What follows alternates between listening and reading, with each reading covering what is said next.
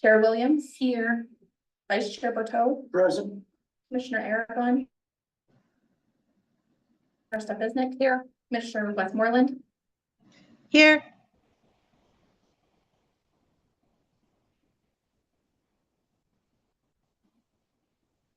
she is. Commissioner Anderson. Here. All right, if everyone would join me and say. I pledge allegiance to the flag of the United States and to the republic for which it stands, one nation, under God, indivisible, and justice for all. Great, thanks.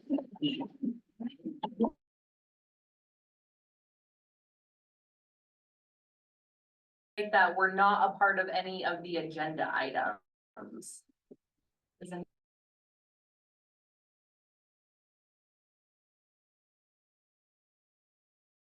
looking like no. Anything online? We do not have anybody online. All right. We'll move on to the consent agenda then, the minutes of the July 10th, 2024 Planning and Zoning Commission meeting. Does anyone have any questions about those minutes? Or I would entertain a motion to approve.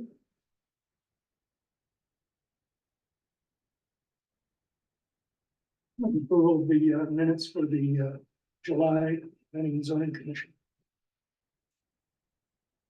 All right, we have a motion from Commissioner Berto, a second from Commissioner Statisnik. All those in favor? Aye. Any opposed? No. All right, any conflicts of interest tonight? I don't have a conflict, but I have known the Pace family for many, many years, and it will not affect my ability to make a judgment call. Okay, thanks, Commissioner Statisnik. You're welcome. Anyone else? So for the River Trace project, I'm doing the cameras and the fiber network associated with it, but Okay, I don't think I have a conflict. sure. Thanks, Commissioner Anderson. All right.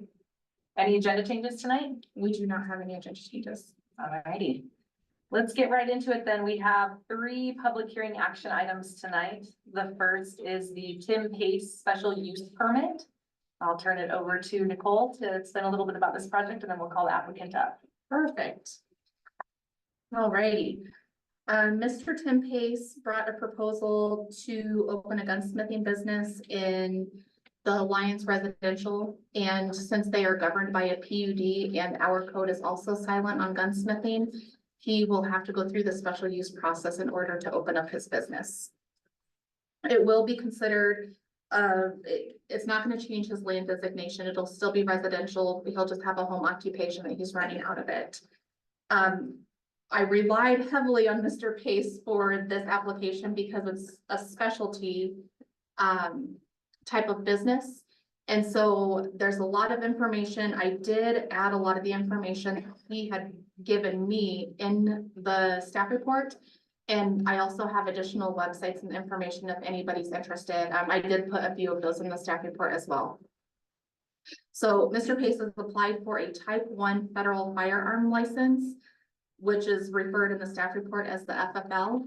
And he actually did send me, he did get his license through the federal firearm committee, and I do have a copy of that. It was not in the staff report because he just received it, so we just received it. And so he was approved on the federal level for this business. He lives at 2013 Pioneer Drive. That is where he's looking to operate his business. His hours of operation, the type of work performed, the type of work not performed is all in the staff report. What his proposal is it's not gonna be open to the public as if a regular retail store. It would be by appointment only, so he's not foreseeing that he's gonna have any additional traffic impeding his area.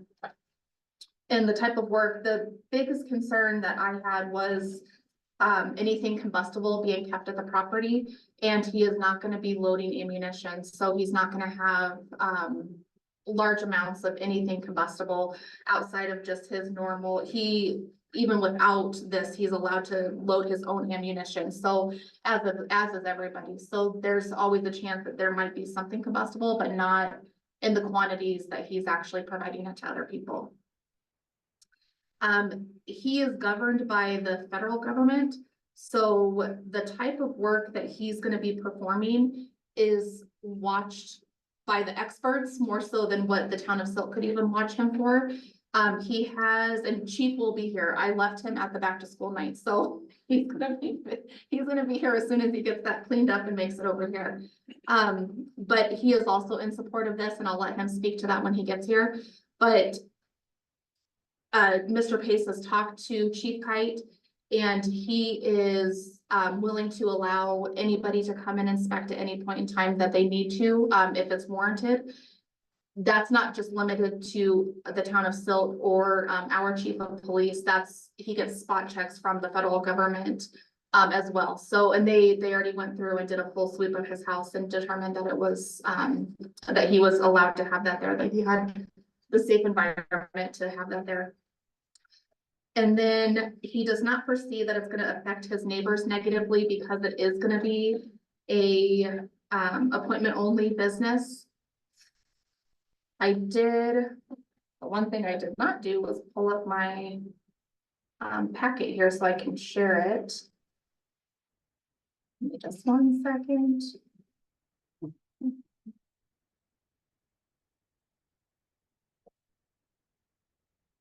So many clicks to get to where you want to go.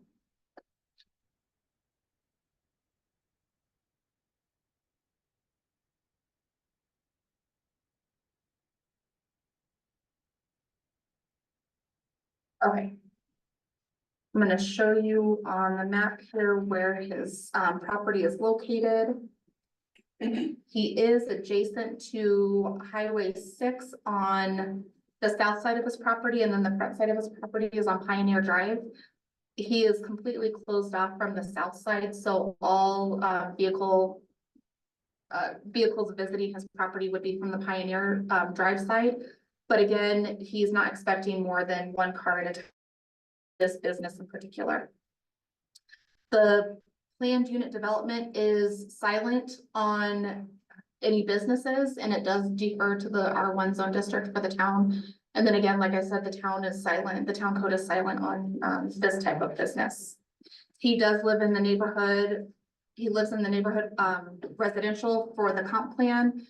That's not changing. What he's proposing wouldn't change that overlining zoning, so that complies with the comp plan as well.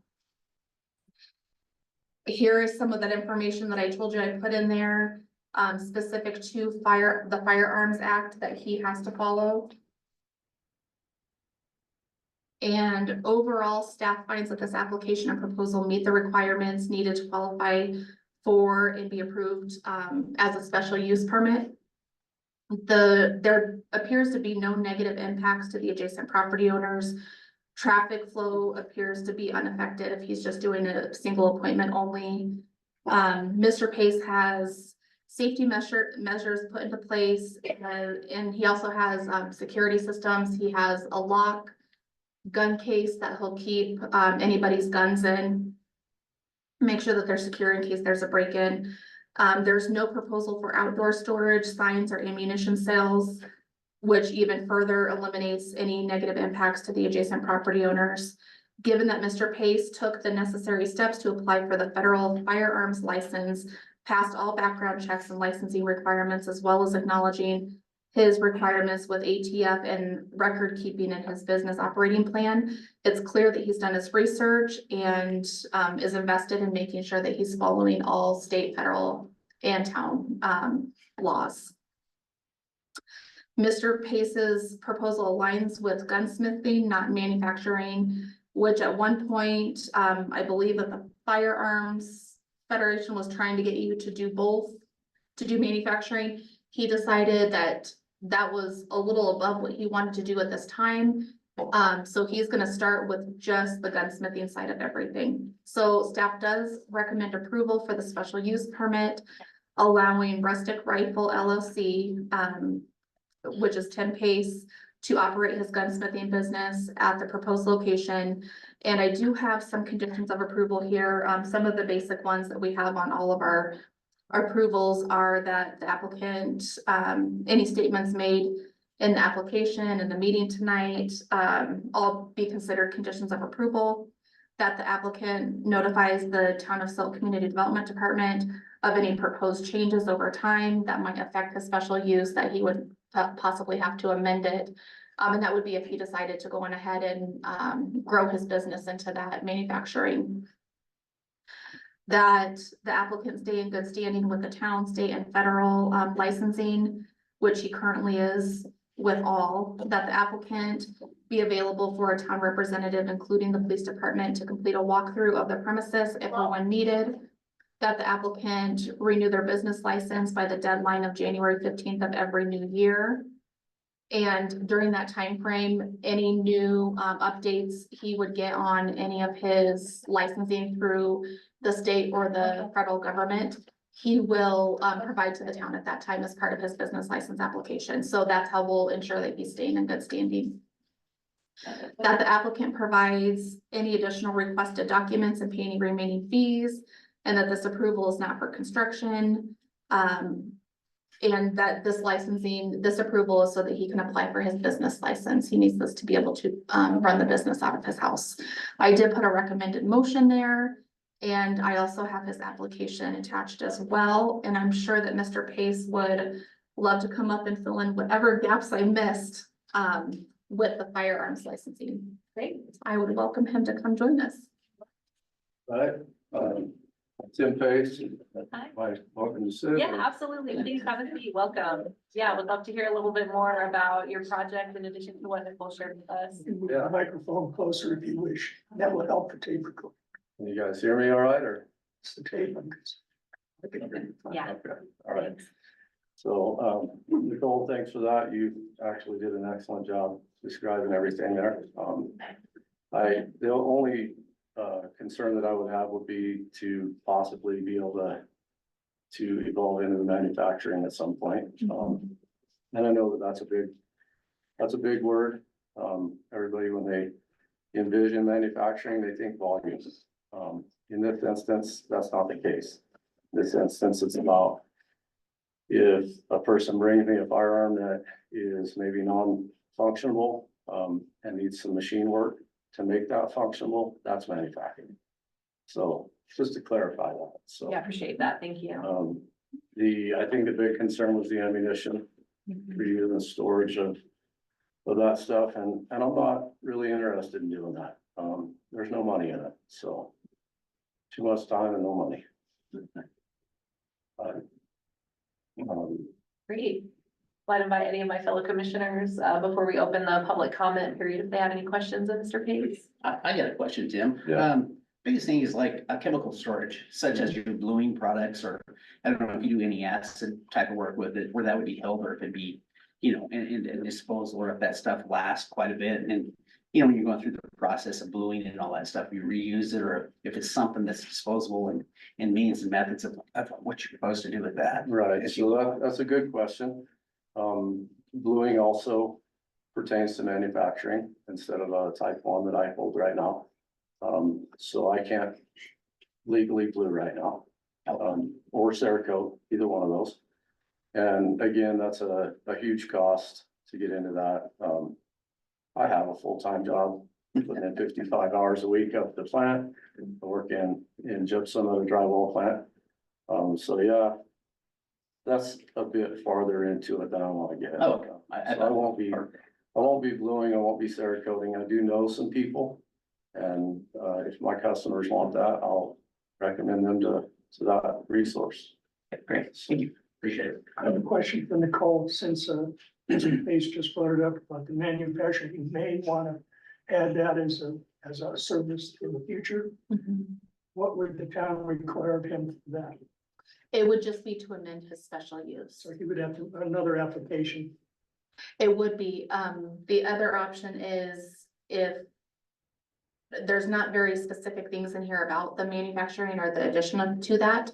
But it is also something that if the Planning and Zoning Commission wanted to amend their recommendation to the board to include that, we could add that to the board packet and then. Considering an upcoming item on the agenda, I wanted to just put him on notice of that. And the chief is around. Yeah, at this point, hi, Chief Kite, welcome. Yeah, thanks for being here. Thanks for stepping out of back to school night real quick. We're in the middle of this application right now. If you have any, words to add as part of the, Mr. Pace's application. Which one are we looking at? Mr. Pace. Sorry, I just got out of school. I'm not personally seeing any issues with it at all. He's gone through all, what I've seen in the paperwork he has turned into me. Excuse me. He's gone through all the hoops, flaming hoops, going down the state, local and federal government, but he's now here before the town. And I totally support this business. I think that we should do well. And I'm not seeing any danger to the community or any of the neighbors. Great, thanks, Chief, appreciate it. Yes, ma'am. Thanks for comments. If I could ask the chief, isn't it possible that, you or members of the local police force or any other police force in our county and the neighborhood would use his, services for your own personal, or service revolvers? Absolutely. Great, thanks. So I'm supportive of the business, but the two things that come to mind is, are there any requirements with lead? Like, are you gonna have to have any sort of negative air that's filtered or anything like that? And then what about just general noise in the operation of the business, I guess, would be. Yeah, that's a good question. I'm not aware of any requirements for, lead or anything like that. Literally, all I'm doing is, taking parts and, maybe turning the thread on them or something like that, putting things together and maybe help them with, maybe doing stock work, trigger work, stuff like that. So no, I don't see anything like that. As far as noise goes, I read through all the stipulations for, residential business, and I saw noise was definitely one of them. And valid concern, right? But everything's contained inside my home in a small room in my home. The tools that I use, I actually even used a little decibel meter thing on my phone and set it outside and just tested it just for fun, and I'll tell you that the traffic on Highway 6, definitely is way worse than anything that I'm doing, for sure. Thank you. Yeah, good questions, everyone.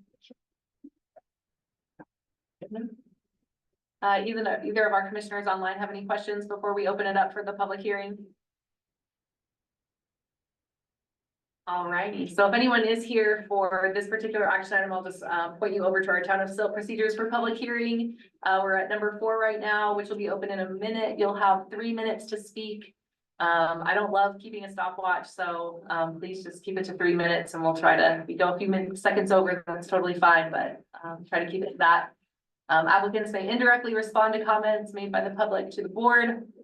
Then the public hearing will be closed and then we'll kind of do this again before we make our final motions. So at 6:48 right now, I'll go ahead and open the public comment. Is anyone here for public comment on this particular action item? Yeah, all of us. I can read off of the list. Great, And then, you have 2 that came via email. perfect. And these are for this particular one? They are. Okay, why don't I start off with these and Okay. then you can read down the list. Okay, and then, we'll have people come up and sit in the chair that you're sitting in for public comment, and then you can cut back up. That way they can speak into the microphone. All right, so this first one is from Eddie Sauersig. Tim Pace special use permit. Nicole, Tim's next door neighbor Don is out of town and sent me a correspondence related to Tim Pace gunsmithing permit process. Please add Donald's thoughts to the process. Thank you, Eddie Sauersig. 2025 Pioneer Drive on behalf of Donald Nadon, 2017 Pioneer Drive. Tim is the neighbor we all wish lives next door. He is kind, thoughtful, and looking out for the neighborhood. What's great about the USA is small business ownership. The fact that Tim is willing to invest thousands of dollars to make his community better and safer is a plus as far as I'm concerned. Gunsmiths are a valuable asset, especially in our Western way of life we enjoy here in Silt. With gun ownership at all-time high and Tim's new business, he will be the steward our community can rely upon for safety and protection. Please allow Tim to be the valuable asset Western Colorado deserves and needs. Thank you, Donald Nadon, neighbor at 2017 Pioneer Drive. The next one is from Sabra Wythoff. Man, I'm probably butchering these names. I apologize. 768 Antler Point Lane, Sill, Colorado 81652. To whom it may concern. I'm writing to express my strong and enthusiastic support for Tim Pace in his application to open a gunsmith business out of his home in Silt. Tim and I have shared a close friendship for 15 years, during which I have seen him develop a profound expertise in gunsmithing. I have had the pleasure of witnessing his unwavering commitment to excellence, integrity, and professionalism in all aspects of his life, and I'm confident that this venture will be a valuable addition to our town. Tim has always demonstrated a high level of dedication, skill, and professionalism, and a profound passion for firearms. His meticulous craftsmanship in the art of gunsmithing is evident, as I have seen firsthand his dedication to honing his skills and staying updated with the latest industry advancements while building and upgrading his own firearms.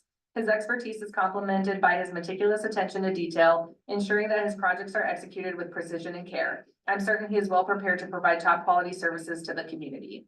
What truly sets Tim apart is his exceptional character. I have known him to be honest, reliable, and have a genuine care for others. His ability to build strong, trusting relationships with those around him is a testament to his personal values and professionalism. I am confident that these qualities will be reflected in his business operations, fostering a positive, safe, and supportive environment for his clients and the community.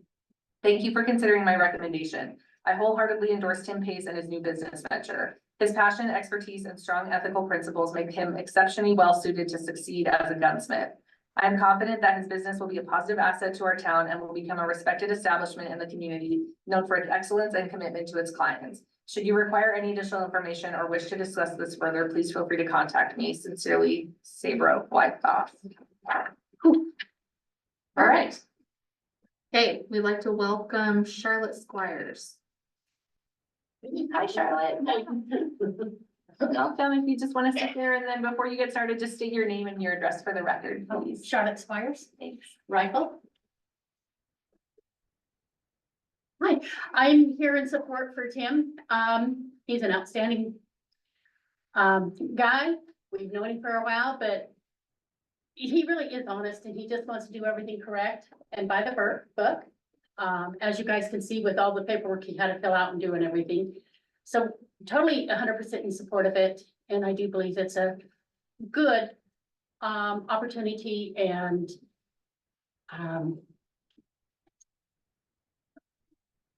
small business for the community. And I do want to apologize for the earlier disruption. I am on call, so I want to apologize for Oh, that. you're so sweet. But I do ask that you guys do support and move forward with his application. Thank you. Thank you, Charlotte. Yep. Appreciate it. And then we have Mr. Kirk Squires.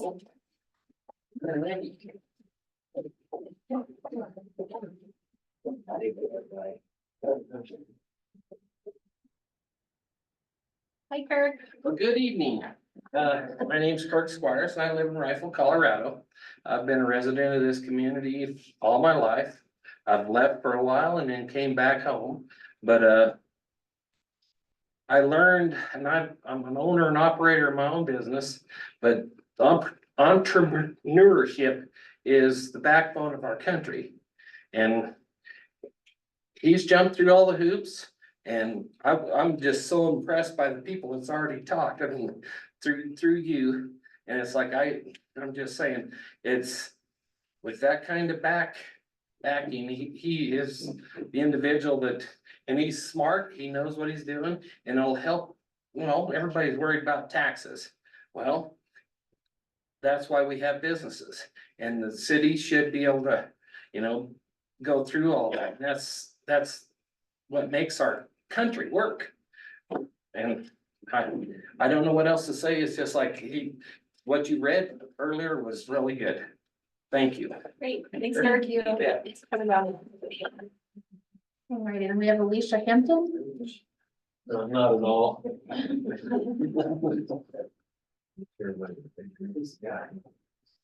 I didn't realize I have to speak. Alicia Hampton, I live in Rifle, Colorado, and I grew up here in Silt. Tim is my uncle, and he's been a father figure for me for many years.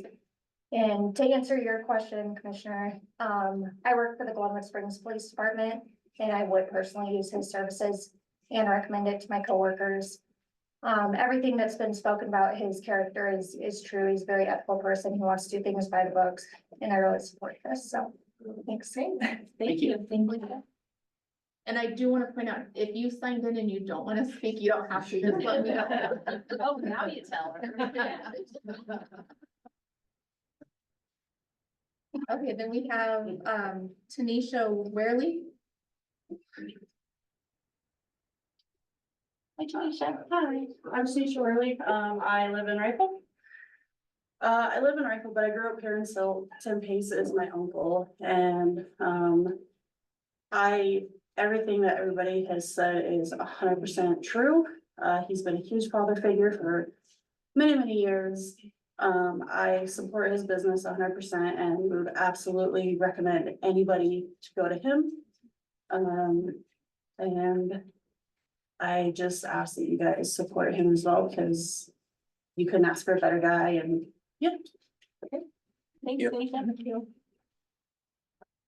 Okay, this next one I think is a signature. Somebody that starts with a D? Okay. Yes, yeah. Hello. Hi, I'm Dave Bullock. Actually, I don't know Tim, but, and I really wasn't gonna talk. I just thought we were supposed to sign in. But to answer your question about the sound, I've been in woodworking shops, mechanic shops, garage, people's personal garages, and they're way louder than a gunsmithing shop has ever been. I've been in them too. And other than the occasional chirping from a lathe or whatever, they're not, the ones I've experienced weren't noisy at all. Great, thank you. Thanks, Dave. Thanks, Dave. And then Andrew France. Hi, Andrew. Hi. Andrew France, I live in Rifle, but I actually grew up here in Silt, just a couple streets up from Tim. And I've known him my whole life. I've known the whole family. They're great people and I support this 100%. And he has definitely done his homework and he's just a great guy. Thanks. Great, thanks, Andrew. And then do we have Tammy? Tammy? 353 Dogwood? Oh, I'm just. Oh, you're for the next one, okay. Thank you. We have Tim on here, Zane Hatterley. Hi, Zane. Oh, my name is Zane Hatterley. I live at 690 Cattle Drive here in Silt. I've had the privilege of knowing the Pace family for a better part of 10 years and have known them very well. Oversee different organizations and volunteer security teams, and I feel like this business would be a great asset to our community, not only for that reason, but for reasons of the Western lifestyle that we have. I'm a gun advocate myself, and to have somebody local that I wouldn't have to drive over an hour to receive services from would be wonderful. So that'd be great. Great, thank you so much, Zane. And we are anybody in Silt. Ever since being from Rifle. Well, we have John Wheathawk, who's from Silt. I don't have a lot more to add than what's already been said. We just need you to. Yeah, sorry. Zane, I know. Come on up. No, my wife actually wrote one of the letters, so I don't have a lot more to add than what she said and the support that you've heard from other community members. I mean, I've known Tim for 20 years, so he's an outstanding guy. I see no issue with this and I wish him all the best of luck. Can you tell us your name and address? John Weedoff, 768 Antler Point Lane here in Salt. Thank you so much. Okay, and then we have Delbert. Perfect. Hello. Hi, Gilbert Squires. Tim's my nephew, and I pretty much raised him. I lived in Silt for over 30 years and moved to Rifle on the ranch now. Tim is an awesome kid. He's a perfectionist. I can tell you that. Working with him, I worked with him a lot. He's a super nice guy. And I propose his business, he'll do well. He's sharp. Sharp as a needle. Thanks, Dilbert. Thank you, guys. And then we have Mike Stike. Hi, Mike. Hi, I'm Mike Stike, live in Silton. I met Tim years ago, I'm guessing 15, 16 years ago, when he did a couple projects on his house. And you know, that man does some great work. Everything I asked him to do, he followed through 100%. I think he's very honorable and a very good guy. All I got to say. Good luck to him. Thanks, Mike. All right, then we have Leanne Barnett.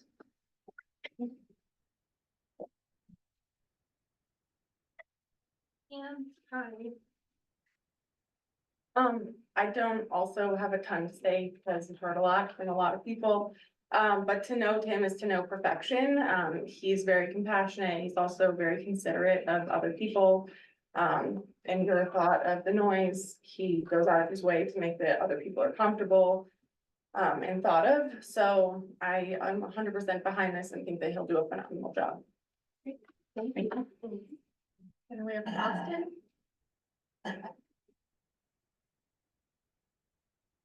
Hi, Austin. Hello, my name's Austin Pace. I live in Rifle.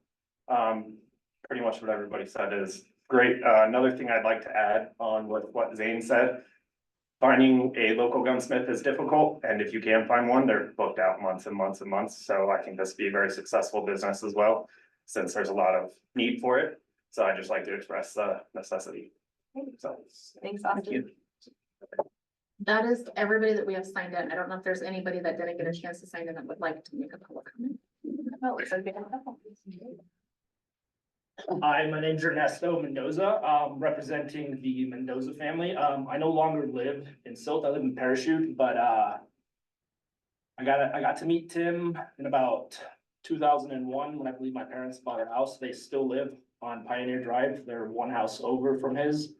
Well, there's one house in between our houses. I can say Tim taught me pretty much what it is to be a responsible gun owner and just a love for hunting. And I think the town still has a chance to watch a small business blossom into something possibly grow. And I think that'd be pretty dang cool. Great, thank you. Thank you. Hi there. Hi, sorry, I missed the sign-in period driving down I-70, I guess. My name is Paige Hatterley and I've known Tim and Sarah for about 10 years. And I think the part that's missing from the conversation is behind every good man is a better woman. And Sarah has worked with me for almost 10 years now. And I always kid that if something happens to me, they need to go look for Sarah, because she has all of my bank account information. She has every password. She literally knows where every checking account, every check I have, every credit card, everything I ever have in my worldly possession, Sarah has access to. And I just think that that's a huge piece to the puzzle, that whoever is going to be in their home with them, they also have that same integrity, and you have that with Sarah Pace. Thank you.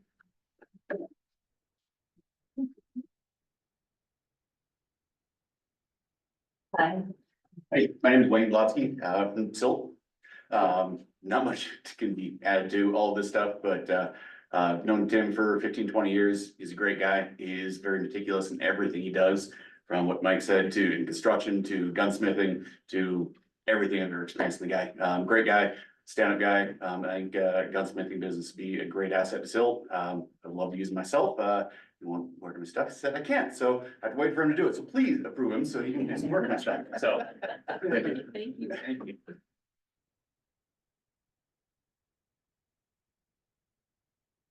All right, any other public comments online? I do not see any raised hands. Alrighty, it's 7:04. I'll go ahead and close the public comment session and invite Mr. Pace if you want to come back to the table. I guess before we go any further, I just have to say, like, the amount of like support that has come out tonight is like truly the first time I've ever seen this as a commissioner, and I really applaud everyone that has come out in support of the public comment. So oftentimes, you know, we have people that come in angry, and so to see a crowd like come in to support somebody is just the first time I've ever seen this, and I think that you should be really proud of yourself, Mr. Pace. Thank you. Yeah. Any other questions of Mr. Pace?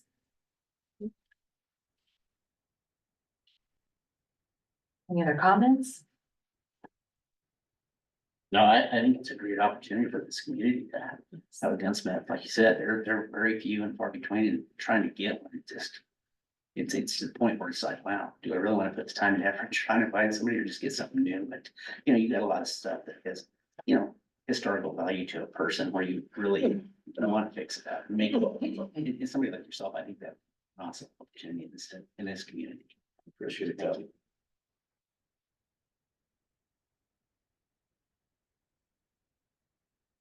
Chairman Williams, I recommend that we move to approve the Board of Trustees for the operation special use permit or Rustic Rifle LLC, also known as Tim Pace, to operate a gunsmithing business at 2013 Pioneer Drive with all the findings and conditions noted in the staff report above or verbally added during this meeting.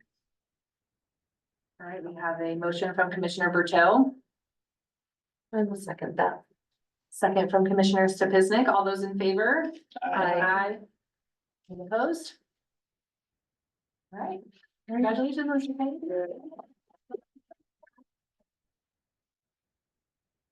Will be now added to the Board of Trustee meeting for August 26th. And then that'll be your final approval. Alrighty. Yeah, thank you. Thanks everyone for coming out tonight for the public comment. Appreciate it. Yeah.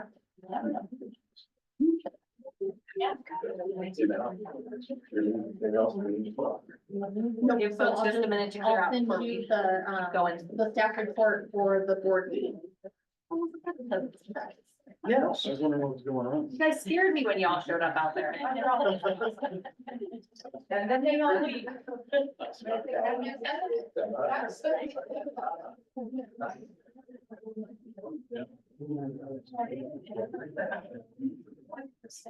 All right, Nicole, you ready to keep going?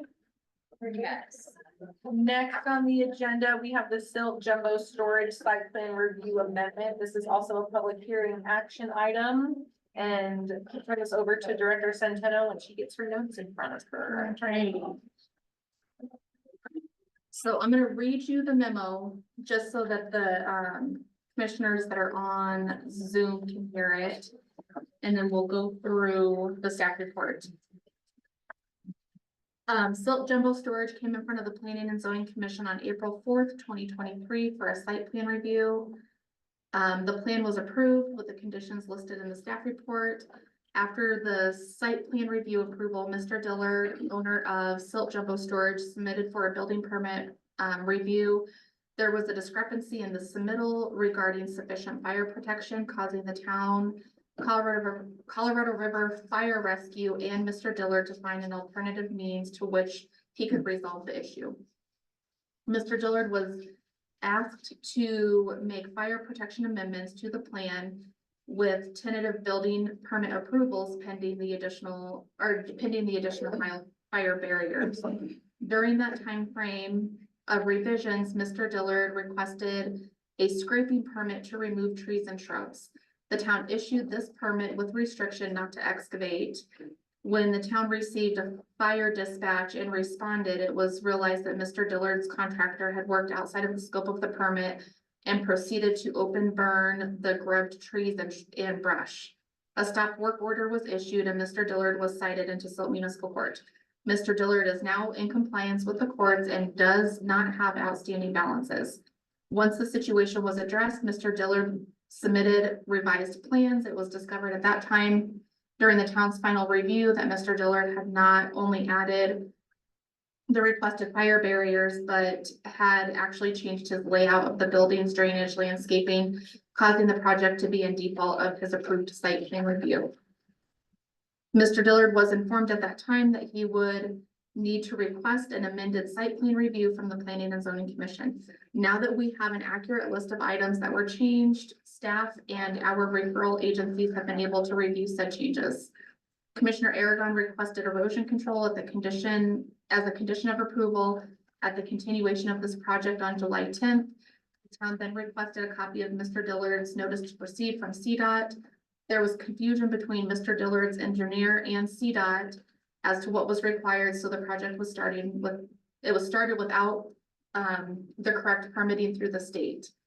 Mr. Dillard and I had met on Tuesday, July 30th, and he assured me that he is painfully aware of the hard lessons that have been learned from and throughout this whole process.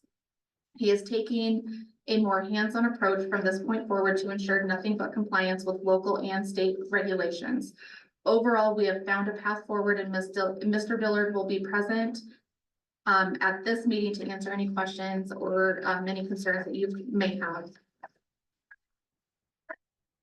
Now moving on to the staff report.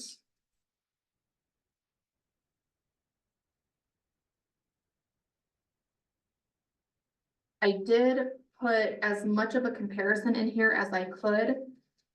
Pull from Mark's, I only had a PDF version of Mark's original staff report, so it was more difficult to alter. So we could have both to compare, but I did put that in here with the proposed building changes that Mr. Dillard had provided the town. So the best comparison is what Mr. Dillard had actually sent us, which is the difference between the overall floor space of the approved site plan from 23 and then what the amended site plan now shows.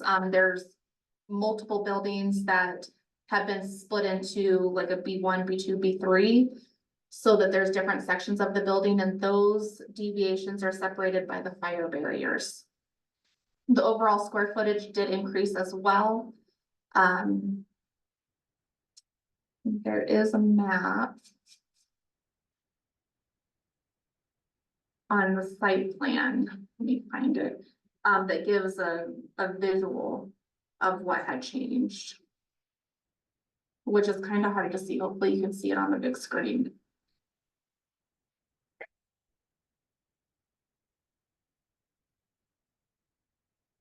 Oh, I think we're really gonna have to shrink it down here. Okay, so you can see the original approved plans did not have a building at the north side. This one does have a building at the north side. These two buildings did not connect. These do now connect, and they're made into one larger building that's separated by fire barrier. Same thing on the west side of the property. Those buildings initially did not connect, and now they do connect. Some of the buildings that were a little bit large, or that didn't have like an extra couple spaces, now do. So there is a comparison side by side of their site plan. Then there is the written layout of what exactly has changed. I did put the memo in the actual staff report also, just so that if they get separated, there's record within the staff report. The property, for those of you that were not part of the original approval, the property is on the west side of town, over close to Highway Feed. There's two parcels. Part of this original approval, I'm not sure exactly what happened, but there was never a lot line that was dissolved. Now that we are getting a second look at this, we do need that lot line to be dissolved, so that will be a condition of approval, because there will be buildings crossing lot lines. And so it all needs to be one parcel. The comprehensive plan has that area deemed as a service and commercial support. The designation specifies that it's preferred to be retail, supply companies, offices, craftsmen, repair shops, hotels, convenience stores. So what he's proposing doesn't exactly align with the comprehensive plan, but it is also a B3 zone district, and mini storage is allowed in a B3 zone district. So the comprehensive plan and the code don't exactly align, so he does, what he is proposing is aligned with a B3 zone district as a use by right. As far as referral agency comments, Our town engineer did look at it. We got the revisions back and I have not received revisions back from our town engineer or comments back from our town engineer. But that is also gonna be a condition of approval is that, they comply with everything that our engineer says needs to take place. Our attorney has no comment at this time. Public Works had no comment at this time. CDOT, did give them clarification that they need to submit their notice to proceed, which I believe that they have done. And as soon as they get that final approval, the town will get a copy of that before anything can continue. The fire district also did not have any additional comments on the changes. It didn't really affect what they were doing. My recommendation is that, as stated in the memo, it's clear that this project has a history and some valuable insights have been learned by the applicant. There is a reasonable effort being made by the applicant to get more involved with the project to ensure compliance and approvals. Overall, staff does not see that that these proposed changes are gonna negatively impact the project as a whole or the adjacent property owners. Staff recommends approval of the amended site plan review for silt jumbo storage. And I'm gonna read through the conditions of approval.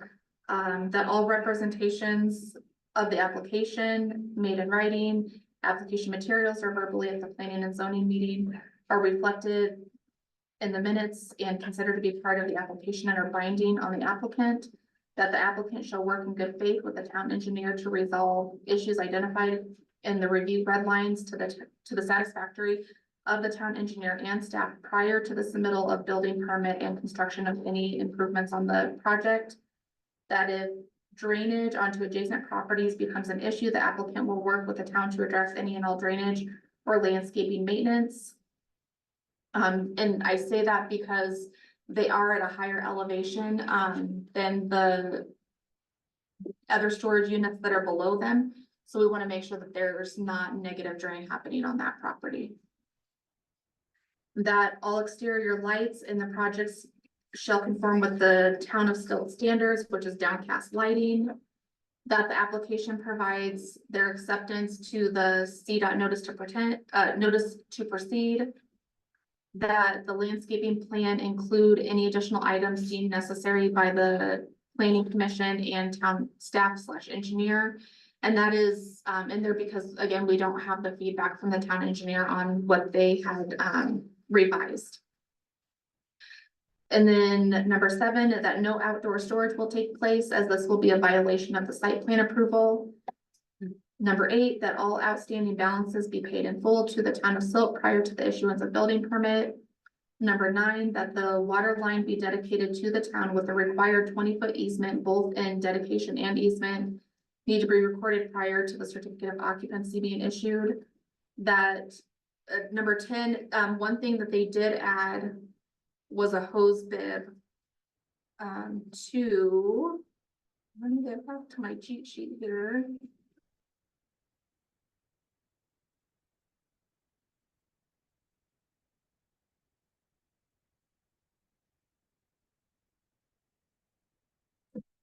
Building. Whoa.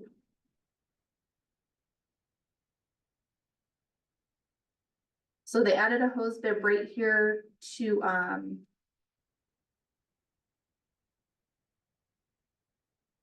these buildings are not. If you come down a little bit, you'll be able to see that. A bit more. A bit more.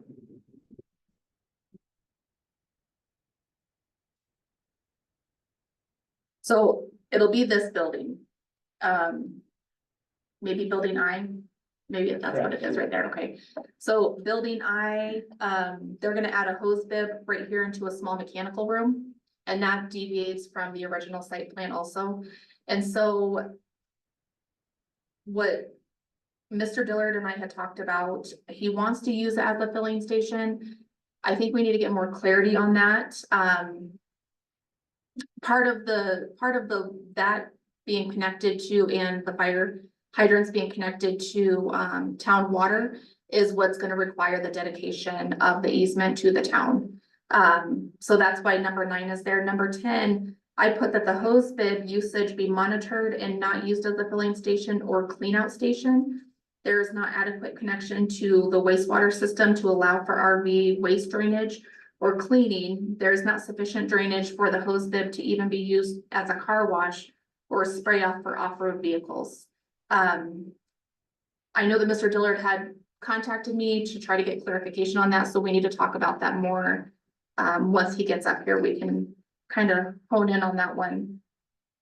And then the next condition of approval for number 11 is that the lot line be dissolved prior to building installation as the project crosses lot lines and needs to be converted into a single parcel. Number 12, that the monument sign as well as any additional proposed signage needs to be separately permitted and meet the Silt Municipal Code or have an approved sign exemption from the Planning and Zoning Commission prior to installation.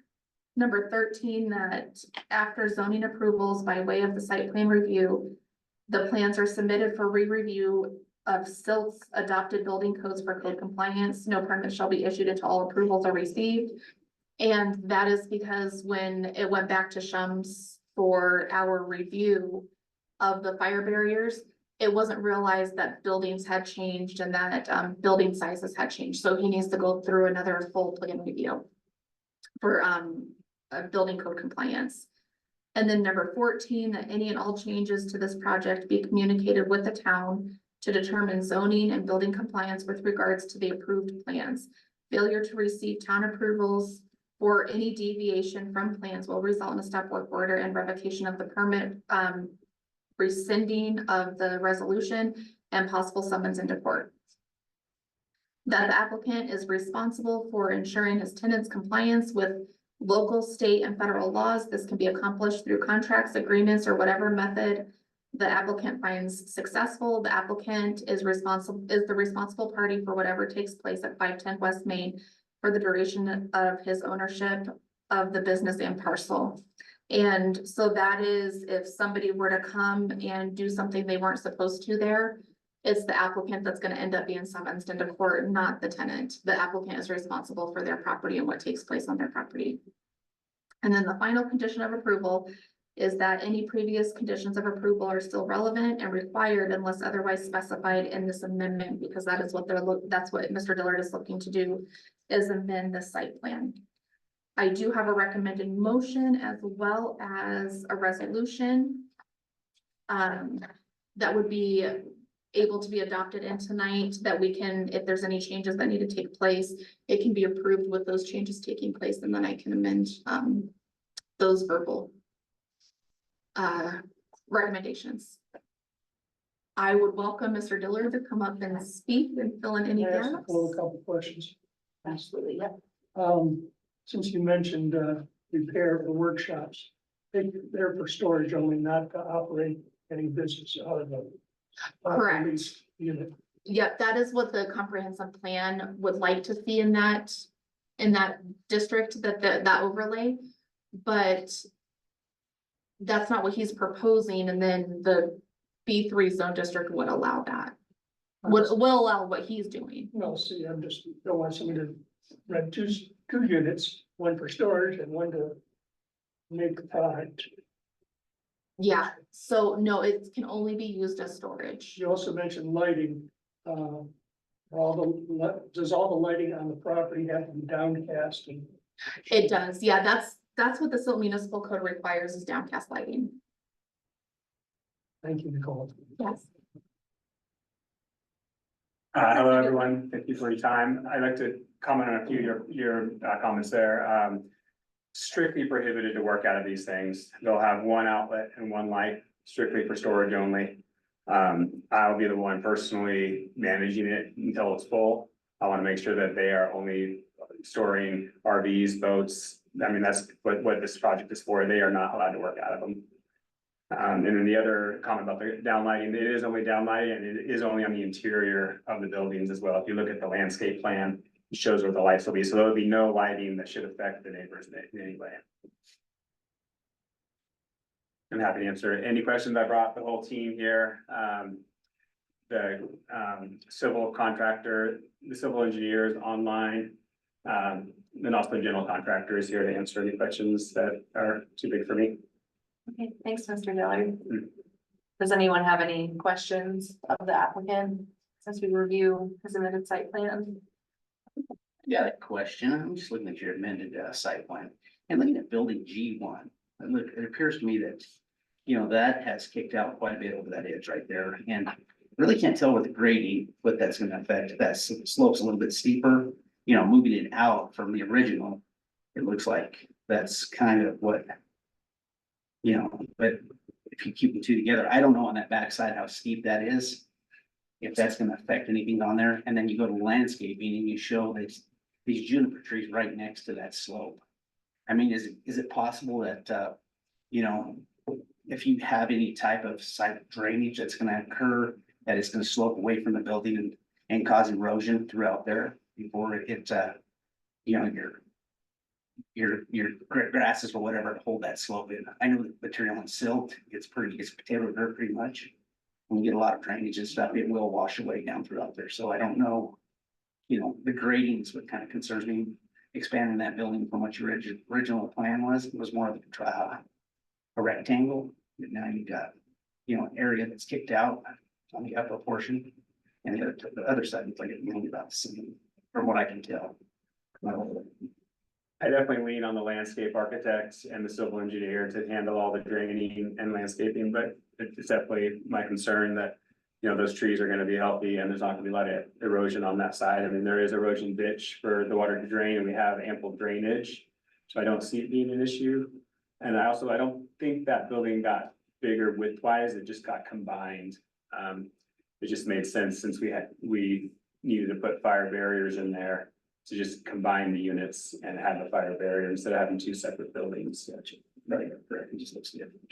And Vince, with Crystal River Civil is on the call, if you have any specific civil questions, you can answer. So it looks like about 6 to 10 feet in about a 20-foot area. If you look at the landscape plans, you can see the elevations called out in the gradients there. Gotcha. And then another question there is, based on the additional roof area and all this, and I'm sure your drainage expert, your civil engineer probably went through all the calculations and everything like that. Are all the roof drains tying into the foundation drain, which you got on the side? They are, all roof drains are getting caught and all the drains interior are getting caught into the drainage basin. So the only thing that would land on that slope would be rainwater, not off the building. And then with you guys out there working, you know, when you started and you stopped, basically that creek or ditch at the very bottom, what are you gonna do to make sure it's pretty healthy when you're done with it? Are you gonna, I don't see any riprap or anything placed on the drawings at all. I see, you know, you've got a storm outlet where you do riprap some of that, but. Or do you You know, filter fence during construction?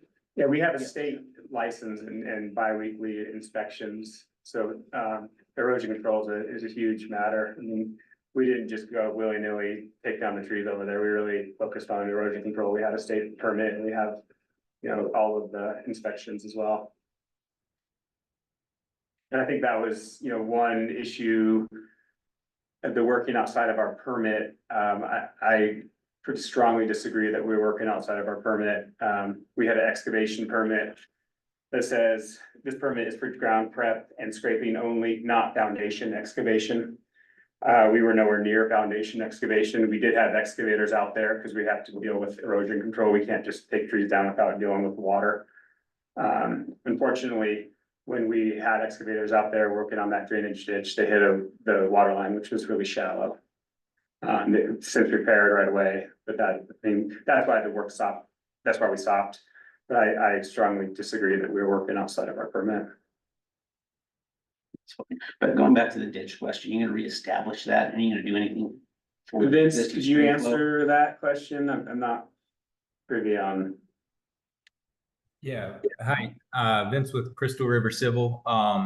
We are not touching the ditch flow line at all as part of this. And all slopes that you see are covered with erosion control blankets. And at the bottom of the slope, where it ties into existing grade, they will have now the silt fence to protect any sediment going into that drainage.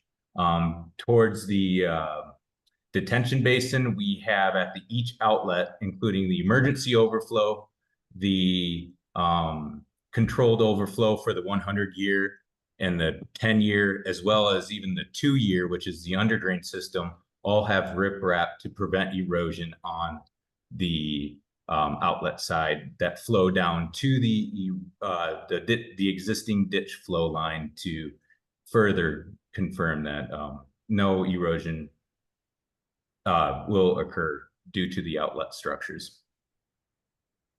And another question, just offhand, Yeah. your under drain pipe, what is an SDR 25? I've never heard of it, so I'm just curious. I haven't heard of SDR 25 either. It should be SDR 35. Yeah, well, I just seen it on the plan, so I was just curious. I was looking through it, I'm like, I've never. Oh, yeah, that should be SDR 35. If I might have fat fingered that one, I apologize. I'm just curious, to be honest with you. Good eye. I guess I'm just curious as far as the addition of the hose bib, what your intended use of that is? It's actually specifically for filling RVs, so this actually was a big surprise when I read this weekend, that number 10. There is no sewer line, so there's definitely not gonna be any clean out of any kind. That water line was strictly to fill RVs. You go to your RV, pick it up for the weekend, you fill it up. When you come back, you can dump it over across the highway, but then, it's just specifically for that. So that's, I would like to see that amended, because that's the whole reason for it. We also want water on the site in case we need to clean out a unit or just having water, but 95% for. That was my question, whether it was for cleanup and maintenance of the place, or if it was dedicated for. It'd be those two things, but there is no sewer line on the property at all, so there would be no clean out. Do you control that water? Yeah, it'll be metered. Well, I didn't mean metered, I meant, can anyone go in there anytime during the 24-hour day and turn the water on and run it? Yeah, they have access to the hose bib. And you can't turn it off? I don't know if I could remotely, but we have cameras. I guess there is a risk there that someone would waste a lot of water, but.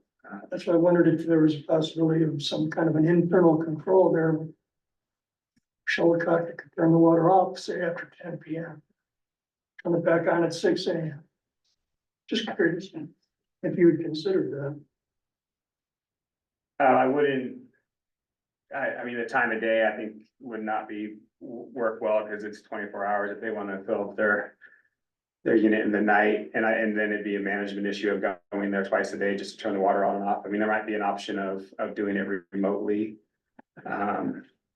But if it wastes a lot of water, I'm gonna have to pay the water bill, so it'll be on me to manage, but. Because I don't expect a lot of issue there. Paying the bill doesn't necessarily cure the waste portion of that statement. I just wondered if that had ever crossed your mind. Somebody could turn the water on and drive away and forget to turn it off. It had not crossed my mind. I'll definitely look into options. Maybe there's a valve that can, after 50 gallons, after 100 gallons, it automatically turns off. I don't know for sure, but I can definitely look into that. I think that is a valid request. And the town does have two, because it's gonna have to be potable water. And the town does have two filling stations already that are monitored with the proper safety equipment to not allow the backflow. Cause we have backflow preventers on the actual water stations, and then he's gonna have to have one as well to the water main. So I think that's more along the lines of where, because that was a surprise to me when I was getting ready to issue this, and that's one of the things that triggered me to be like, oh, wait a second. There's a lot that changed just because all of a sudden there was a hose bib. And so I think that's where we just need to look at and determine, because there's not gonna be anywhere to catch. If there's a hose bib there, inevitably for everybody to use, it's gonna be used to spray off equipment, and it's gonna be used to clean somebody's RV, or it's gonna be used, it might possibly encourage people to do some sort of dumping there. So it's just gonna be, if we do allow it to be used by the general tenants, we're gonna have to make sure that it's regulated properly, because that is something that's a concern, since there is not a wastewater connection there or a drain that leads to a regulated wastewater dump. If they're washing off an RV or any vehicle, there's vehicle tires or undercarriage collects salt or sand, where does that go? Is there a pad that catches that? And Yeah, It would go into the stormwater drain there. there is a pad for washing. There's a stormwater drain right there. I don't know if you'd call it a pad. A pad would be like a concrete pad where the vehicle sits, and then the owner and operator of that vehicle is washing off his mud. And then it's collected in, as you said, the Do we have negative drainage into that stormwater drain? I'm not trying to make it a clean out, and the more infrastructure I do to that matter, that's what we use it for. I mean, it's used to just fill up your RV before you leave. So everything would follow up, everything else is paved. Everything's paved. Right, so. No. I think my concern personally, and possibly the rest of the people here, is not your intended use, but just the nature of putting anything like that. People are gonna use it for whatever they see fit. Like Nicole said, oh, I got a dirty, side by side on the trailer behind my RV. So it's just the thought process that people might not stick to your intended scope of what this is allowed for and how to control and how to make sure that where it is a 24-hour site, I'm not sure if they'll be staffed 24/7, but just making sure that people, your customers, aren't doing things that you don't want them to do with equipment you put in for a specific limited purpose, and then you come home or come on site, there's mud, maybe there's oil. So once you start washing vehicles off, not everybody maintains their stuff, so it's just opens up the possibility for problems, I think is why we're asking questions about it. Water quality issues, so I think we're both inclined. So for like the drainage, I understand that it would be drained in there, but that would be as long as there's no oil or nothing like a contaminant that then gets introduced into the rainwater. I understand the concern. It'll definitely be my job to manage that. I will have it in my lease that is strictly to fill up RVs and nothing else. Like I said, the more infrastructure I make to catch water and catch oil as they're gonna use it as such, which I don't want that. And I can have a sign that strictly says no washing of anything, like right there next to the hose bib. This is for filling up RVs only. I mean, they have other places when they come back, like they're gonna have to dump it across the street anyways. They could clean it. Am I gonna have to manage that? Yes. But I feel like the amenity to have that as a water fill up option is worth the extra management. What's across the street? The KOA, they have a good dumping station at the KOA. So like the sewer, it didn't make sense for me to put in a sewer line to dump RVs when they can just do it across the street. And there are also a couple of car washes in town. Correct. I feel like you're going to find some people that may dump over there in the middle of the night anyway, so we'll see how you manage that one. That's, we'll see. I mean, is that something we should look at, a water quality vault, some type of another for the, just for the instances like you say, I mean, especially with oils and stuff like that. I mean, I know it's really getting prevalent, everything that I do with the Valley, that they really monitor and manage that to make sure that, everything's in compliance. It's better to be safe than you get something happening, especially when it's dumping into that little creek down below. I mean, there's an overflow, but there comes a time, where it may not, it's a little hard to really, because I know it directly drops into the river. So, I mean, it overflows. So we need to look at that a little bit closer to make sure that, that even if 1 or 2 instances, it's not good. Would you have a recommendation on what, like an oil separator or like what would you? That's what I would look at. I'd look more towards your engineer, designer, whatever, to, where everything's flowing to, like you said, with the hose bib and everything, that would be close for that inlet basin there or whatever, that, would make it a little bit, everything's gonna flow to that location. So, I mean, it's just a recommendation that I would have for some things. I don't want to harp on this too much, but I would do everything I could to discourage, like maybe not provide a spray nozzle or something like that, and only have a connection. Hey, this is for filling up your RV. It's got, and I don't have an RV, so I don't know what that connection is exactly. But if you have it set up so that it's clearly not intended to be used for spraying purposes or anything, just got the right connection on it, for what you would like to do with it, and then you as the owner, if you wanna use it to, spray out a unit. Just don't give them the opportunity to do something that you don't want them to do. And we can also turn the PSI down really low, so it's just not functional at all for them to wash out their vehicles. Something like It's that. strictly for filling an RV.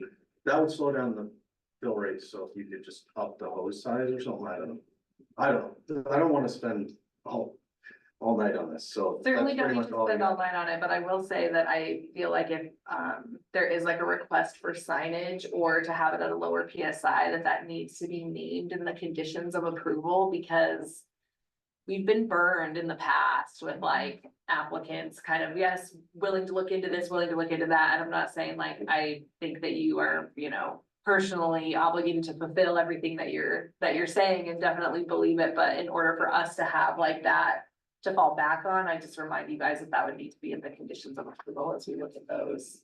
I would be in favor of, it sounds like you're willing to, maybe put some signage up that talks about what is and isn't allowed, and that would be mine. There would be very obvious signage right where the hose bib is, that it would be in the lease that they sign, and I could highlight it in the lease. There's a lot of things, cause I'm gonna have to police this, especially at first, cause there's gonna be people who wanna work out of it, and that's strictly prohibited.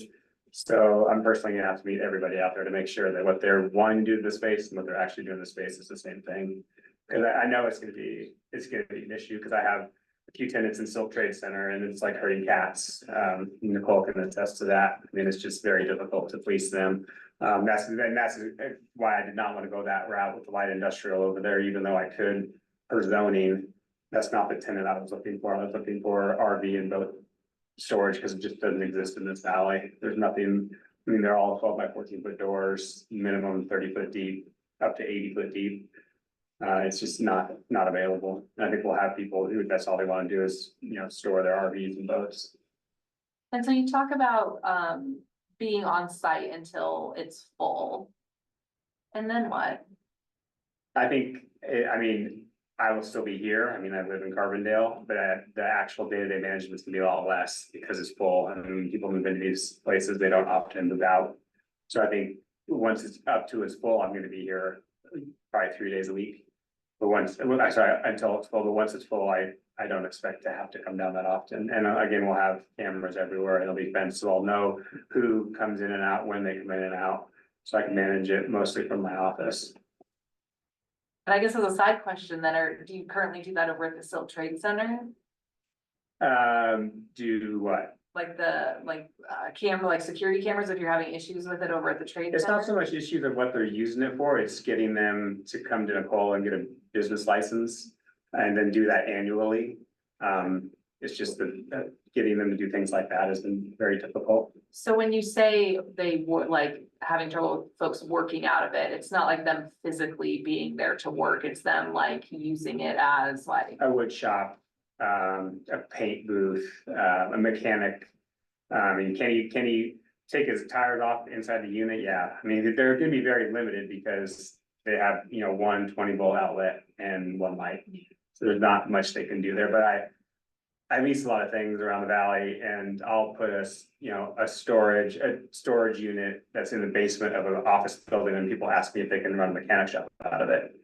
So I know I'm gonna get people like that who can't afford the Silk Trade Center and, well, this is a lot cheaper, I'm gonna go set up shop here, and there can be no state of any shop. And since we have struggled with Mr. Dillard's properties in the Silk Trade Center, that is why there is that condition of approval that he is responsible to hopefully help prompt him to keep a better eye on what's happening at this project. I was gonna ask that, number 15. Yeah. Okay, cause I was like, those usually aren't in our conditions of approval, and I Yeah. was like, what's the backstory there on number 15? Yeah. Okay, thank you. The main backstory there is I've purchased a few buildings there and inherited some tenants who just don't want to follow the rules with the town with licensing. I think the town is still the one and only that I had worked with that require annual business license with their tenants. And if not, they summons the owner to court. So it was definitely a learning curve for me to figure that out. But now they can't sign the lease until they come in and get a business license from Nicole. I've learned my lesson there. Do we have any other questions? I don't wanna belabor this too much. I do wanna open it up for public comment. That way, folks that are online or here that wanna make public comment can add their voices to the conversation before we reconvene again. So if you guys are all right, I'm gonna open it up for the public comment if that's okay with everybody. Okay. 7:45. Open it up for any public comments for this particular action item for Silt Jumbo Storage. Okay, we have Tammy Gabriel. Hi, Tammy. I'm sorry to make you wait. I should have That's done this. okay, that's okay. I'm Tammy Gabriel. I live at 323 Dogwood. I am, the east side of this whole, Silt Jumbo Storage. Let's just keep on the water. As far as like access to water, I know people take advantage of everything. What I would like to see is possibly like a hydrant that you could put a lock on, so you have access to it and not everybody else. I mean, you know what I'm talking about, the hydrants. Just because I could see people washing their cars. I mean, if it's open 24 hours, 24/7, there's not gonna, and unless we're gonna start having the police patrolling it. How are we gonna keep that in control? Because there's so many different buildings that no one's gonna be able to see it. I mean, if you put it on maybe Highway 6 and 24, so we could see it, okay. The G1 and the G2 is closest to my home, so are those, how many units are there? Is it 14? 16?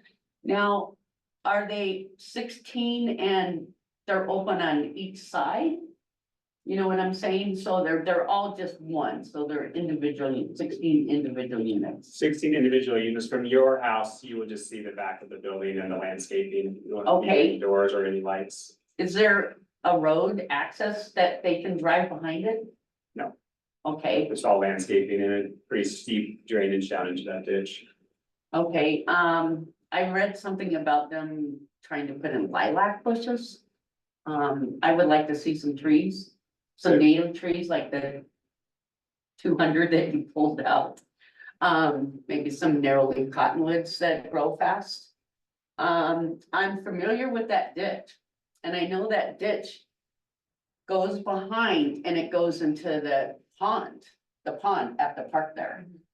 So is that what's gonna happen to the water? That's a lot of water. You figure, how many acres is that? Is it like 12 or something like that? All that's gonna have to run into that ditch and into that little pond, and they're doing work on that street right now. That culvert's gonna have to be the size of this room with all that drainage. Say it rains for 1 hour, a downpour. You think of that, all those roofs and everything, it's all going into that ditch.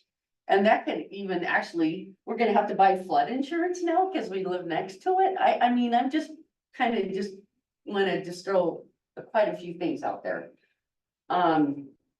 There's lots of wildlife and stuff ducks that have babies and stuff on that pond in the spring. I just don't know if all of the vehicles driving around there, they're all dripping oil and fumes and stuff that all gonna go into the ditch and then into the pond. And there's muskrats, I mean, there's a lot of willows, and it's pretty natural, and I think if it gets polluted, it's not gonna be so natural. And it is not very far down to the Colorado River. I mean, you could pretty much throw a rock from 6 and 24 down to the river. I just want to, I know this is gonna happen, I have no control over this, I just want it to be done right and look at everything that is possible to try to keep it as natural as we can. Thanks, Tammy. Appreciate your comments. Yeah, thank you. Thanks for coming. Do we have any other public comments online, Nicole? I do not see any raised hands. All right, at 7:49, I'll go ahead and close the public comment. We'll invite Mr. Dillard to come back to the table. I appreciate your comments, Tammy. regarding the water, there's very little water on the property going into that pond. I mean, everything from the building roof is getting drained to the catchment basin. Everything on the asphalt is getting drained to the catchment basin. So the only thing that would be draining into that pond is from the landscaping over to that ditch, which is very minimal.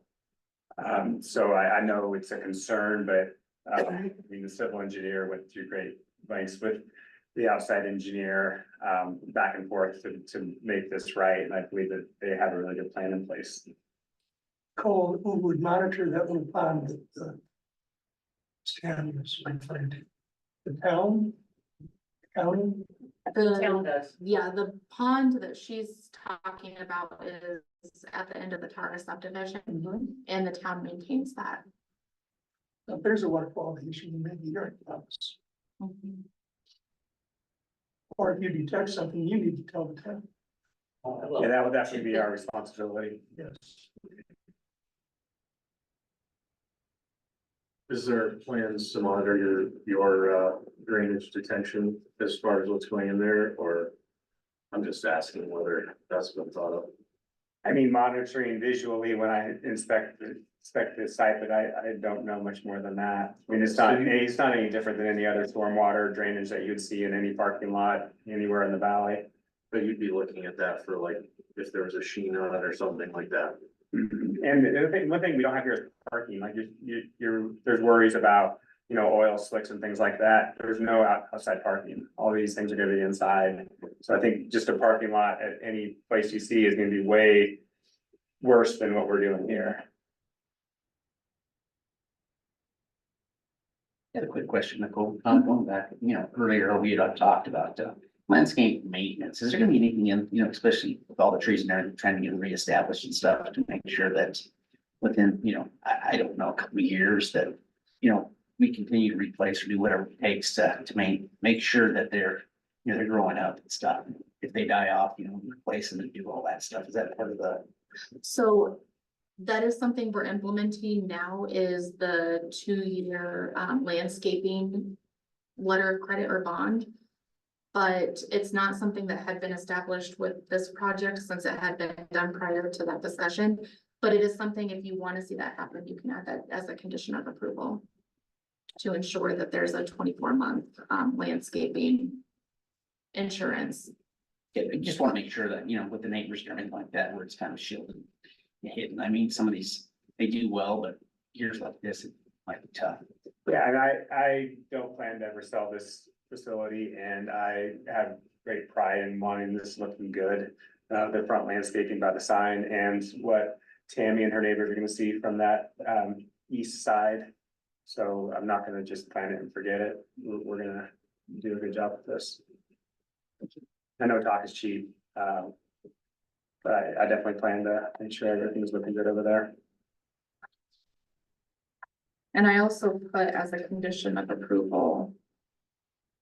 Thought I added something about that.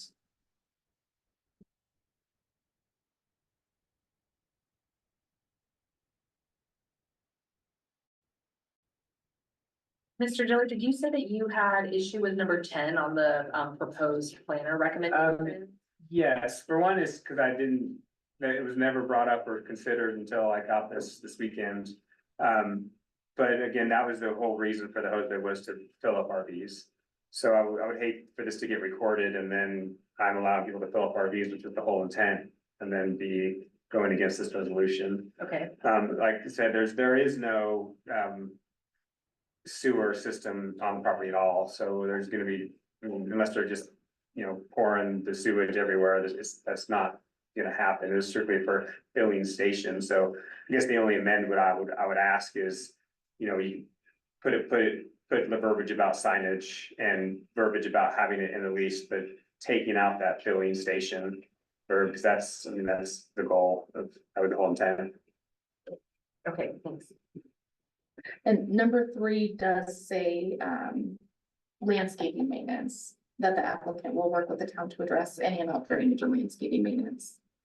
And then number 10, I do believe that he does need a hose bib to make sure that he can clean off the walkways, the driveways, clean out the units. But it is the town staff stance that, we have filling stations that are available to the public for a reason. And that we would not love to see an additional ability to fill RVs at that location. Not only because it's gonna be hard to determine an EQR, but we're also not gonna have the ability to, safely monitor exactly how much water is gonna be used. It's gonna be metered. But it is gonna be difficult if it's so over the usage that we're allotting for this many EQRs, and we are getting a new water plant, but right now it is pretty tough. We wanna make sure that we're not all of a sudden charging him. I don't even know how many EQRs to charge him because we don't even know how many RVs would be filling up. So it would be the town stance that they would use the filling stations that the town provides. So I'm just gonna throw this out there and then I'm done with this.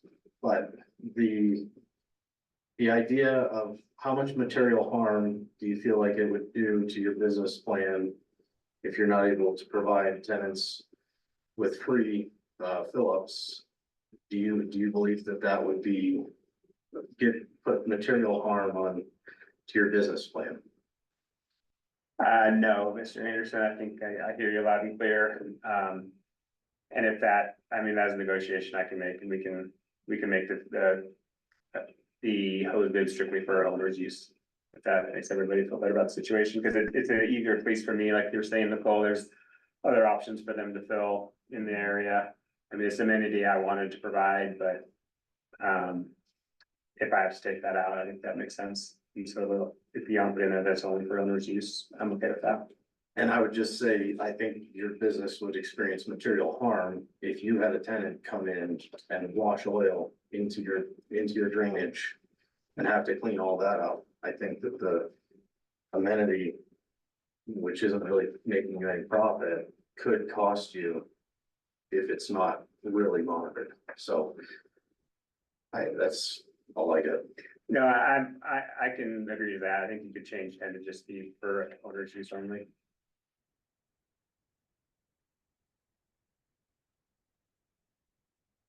Commissioner Wood or Commissioner Westmoreland, do either of you have any questions for the applicant? Any comments? I don't have any questions, but I did make a comment in the chat. I don't know, Nicole, if you saw that. I did not. Yeah, I think this is just like a bigger question in general about storage units and silt. Do we have anything in our code, Nicole, that limits the number of storage units that we have? So that is something that we're working on. I'm doing a rezoning overlay because we have had an immense amount of storage that has come into the town in the past 2 years. So there will be a limit, there currently is not. Okay, yeah, I don't support any more storage units in our town. I know that this project's already in the works, but I think we need to look at that sooner rather than later, and I think figure out what we want our town to look like and what the demand is. I know folks love opening storage units, they're a good business model, but is that really what we want our town to look like is my question. So yeah, that's just my comment. Thanks, Dina. Vanessa, anything on your end? I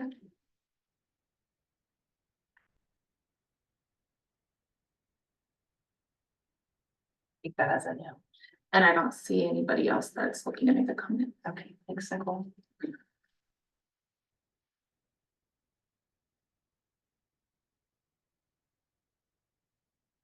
Well, any other discussion? Yeah.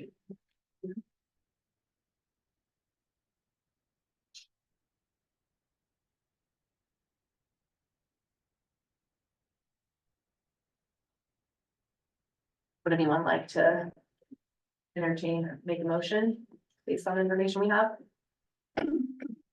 Chair Williams, I move to approve the amended site plan for Silk Jumbo Storage and Resolution PZ9, Series 2024, with the conditions written in the staff report and spoken during this meeting.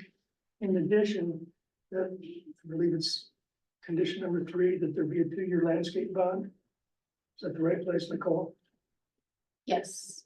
And then in condition number 10, additional language that says, one will provide signage that says the water's for owners, renters only, and that, no washing off the vehicles be, I don't want to say that anyhow. There's No dumping, no dumping. And that perhaps directions to the KOA dump site or to other car wash facilities. I'll let you work that part out, but the additional signage is the important key phrase there. That's my motion. Have a motion from Commissioner Berto. Would anyone like to second? I'll go ahead and second it. Second come from Commissioner Aragon. All those in favor? Aye. Aye. Any opposed? Thank you guys so much. Let Mr. Dillard. Appreciate your time. Thank you.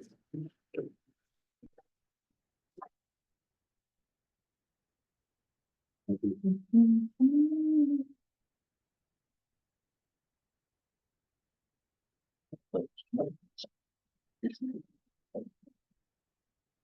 you. Thank you, Tammy, for coming down. Sorry to make you wait. You know, when Michael and I were driving up tonight, we thought everybody was here for this next one. We said, oh, they're all here for River Trace, I guess. Guess not. Nicole, do you need a minute? For some reason, it's super blurry. I can't tell where I'm at here. I think we're having internet issues. And so. Okay, well, I can get started and hopefully our computer comes along here. Yes. Next on the agenda is River Trace Site Plan Review Amendment. This is also a public hearing action item. Turn it over to Director Centeno. Alrighty. River Trace Apartments are on the far east side of town. And they have a few proposed changes here. Goodness gracious, what is going on? I think it's that section of the document. It's all scale drawings. It could be, It's having trouble loading. I had trouble with it at all. try to get through it as quick as we Yeah, can. use a minute for them to load. So they came in front of the Planning and Zoning Commission and they've had 2 amendments to their site plan. I did get Mark's staff report. He was the lead on this original proposal. And I was able to, put portions of his staff report in here. The original proposal included 96 apartment units. And the original, had lots 2 and 3, the apartments spanned across lot 2 and 3. It was revised, Mark revised their site plan in 21 and moved all of the housing units onto lot 2 and they're reserving lot 3 for storage. So now what they're doing, they have all of their apartments on lot 2. And now their amended request is to change a couple of the building sizes. Building C was originally approved for 8,776 square feet with 12 residential units. It's been resized and shrunk down to better suit,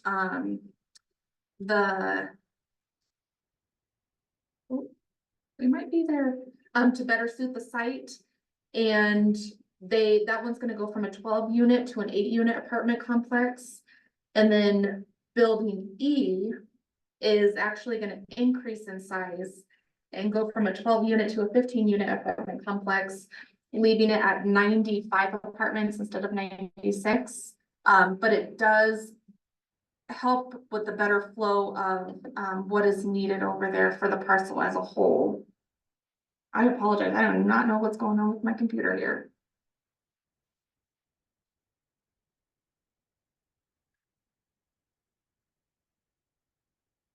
I think I get comments about my staff report size. I think I broke it.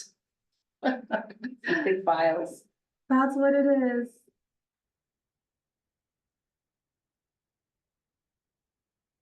Okay, well, as that's loading, I was gonna show you on the map. But it did help with, here we go. So their proposal and changing things around just gave a little bit more space around the buildings, on this side over here. And it was gonna create, so they have a park over here that they're looking to come put over, but more by the community center. But they elongated this building more so that it can fill up a little bit more of that space, and then they shortened up the other building so that it had, so that it fit better within the realm of their building envelope. So town staff does not have any issue with either one of the buildings, sizes changing. They have requested 8 additional parking spaces that would, some of them take place right here. I don't know if you can see. It just keeps freezing. So they'll have additional parking spaces right here, and then a couple additional parking spaces right here. I did not hear back from our engineer, with the drainage proposal yet, but I have also completely inundated him with projects. So that poor guy was like, we need a timeout here. You gotta slow down a little. So whatever comments he comes back with, I'm in full confidence that Mr. Hatley will make sure that it's all addressed and that we don't run into any issues. This proposal would have a condition of approval that all engineering conditions would have to be met. And so we'll make sure that we get all of that. And there was one round of comments that went back. So this is their re-proposal. As soon as I get the comments from our engineer, we'll progress forward through this proposal. They have asked for the option of a location for the alternate location for the playground equipment. And again, that would be moved over closer to the community center where they feel like it was gonna be better utilized. And then there's also a shade structure next to the community center. With the playground equipment being right here, it's a little bit safer. It is at the entrance, but it's not adjacent to Highway 6. Where it was originally proposed was adjacent to Highway 6. And so that was also a safety concern for them that they would love to see it closer right across the street from the community center within an eye shot. If somebody's using the community center, they will have the shade structure there.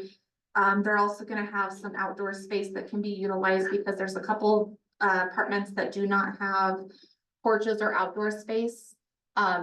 They weren't able to get a deck on a couple of I think there's 8 units on building F. And then there's a couple apartments that are on the second floor that they weren't able their side is facing inward, not out to Highway 6. And so they also have architectural design that would prohibit them from being able to add the porches. So there is an outdoor space that they are gonna provide where somebody could go barbecue or somebody could have people over for a gathering. And then the park would be across the street from that and not close to Highway 6. So town staff supports that as well. Before you go too far. Yeah. What about that playground? What's the grade what's the at grade surface? I read that there could be concrete or there could be gravel. At the playground. Yes. I'm gonna let Russ chime in on that one if he knows that Here's answer. the rest of the question, is that up there at the Eagles View, that playground, that has just had a new fall protection surface put on it. Yes. So I would like it built to that standard. With the fall protection? Yes. Okay, yeah, this part not gonna be dedicated to the town. I didn't say it was. Yeah. That for their own protection, for their own liability, that they protect children.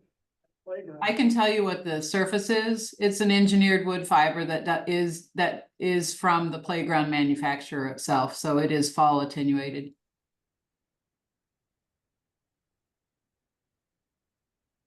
Did you hear me? This is Julie Pratt. Hey, Julie, thank you. So, but what you're saying is you would rather see the harder fall protect, like the foam fall protection? Well, just what I saw up there at the, isn't it Eagles View Park? Eagles View Park. Mhm. Okay. Yeah, so any part Kind of a that they hard- install kind of has, hard rubber. it is, yeah. It's nice. Yes. Like I said, it should reduce their liability in case of an injury. Okay. Yeah, that's definitely something we can further discuss. It will be an engineered wood fiber mulch. That is what the playground company specifies it needs to be. So it is a fall safe surface. It is not gravel. It's not pea gravel. It's not regular mulch. It's a specific playground material. So Julie, what I think Vice Chair Berteau is saying is that he would like to see it consistent with the same kind of fall protection that the town's been installing at all of our parks as an upgrade. And so even though what you're proposing is a acceptable fall protection per the manufacturer, he was just asking if that's something you could do, is install it's like a foam, like rubber, like ADA compliant surface. Well, It's like we can certainly look at it, but what we have proposed is also ADA compliant, but you know, I'm willing to see what you have, if you can send it to us, and I don't know. Russ knows better than I do if we've already ordered this other surface, because we do have the playground equipment in storage. It's already been delivered and we're ready to install that. Okay. Russ, are you on there?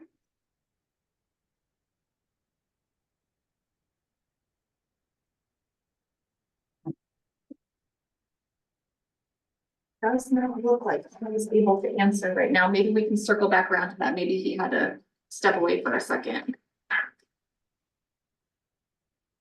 Hey, Nicole, I got a question. I'm kind of a little confused here. Where are we looking at adding these additional parking spaces? I mean, when you redo each of these buildings, I mean, from the original layout, I mean, you're taking some and moving some, and I mean, and then all of a sudden additional parking, where's that all gonna come into play? So the 4 additional parking spaces, I don't know if you can see the screen, but here's the community building.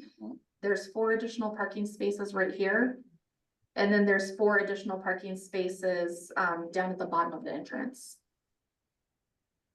So it wouldn't be around the buildings that are changing occupancy necessarily. It would just be additional parking if somebody did want to have a gathering at the community center, that they could park at that community building. I see 4 additional on the west side of building CC.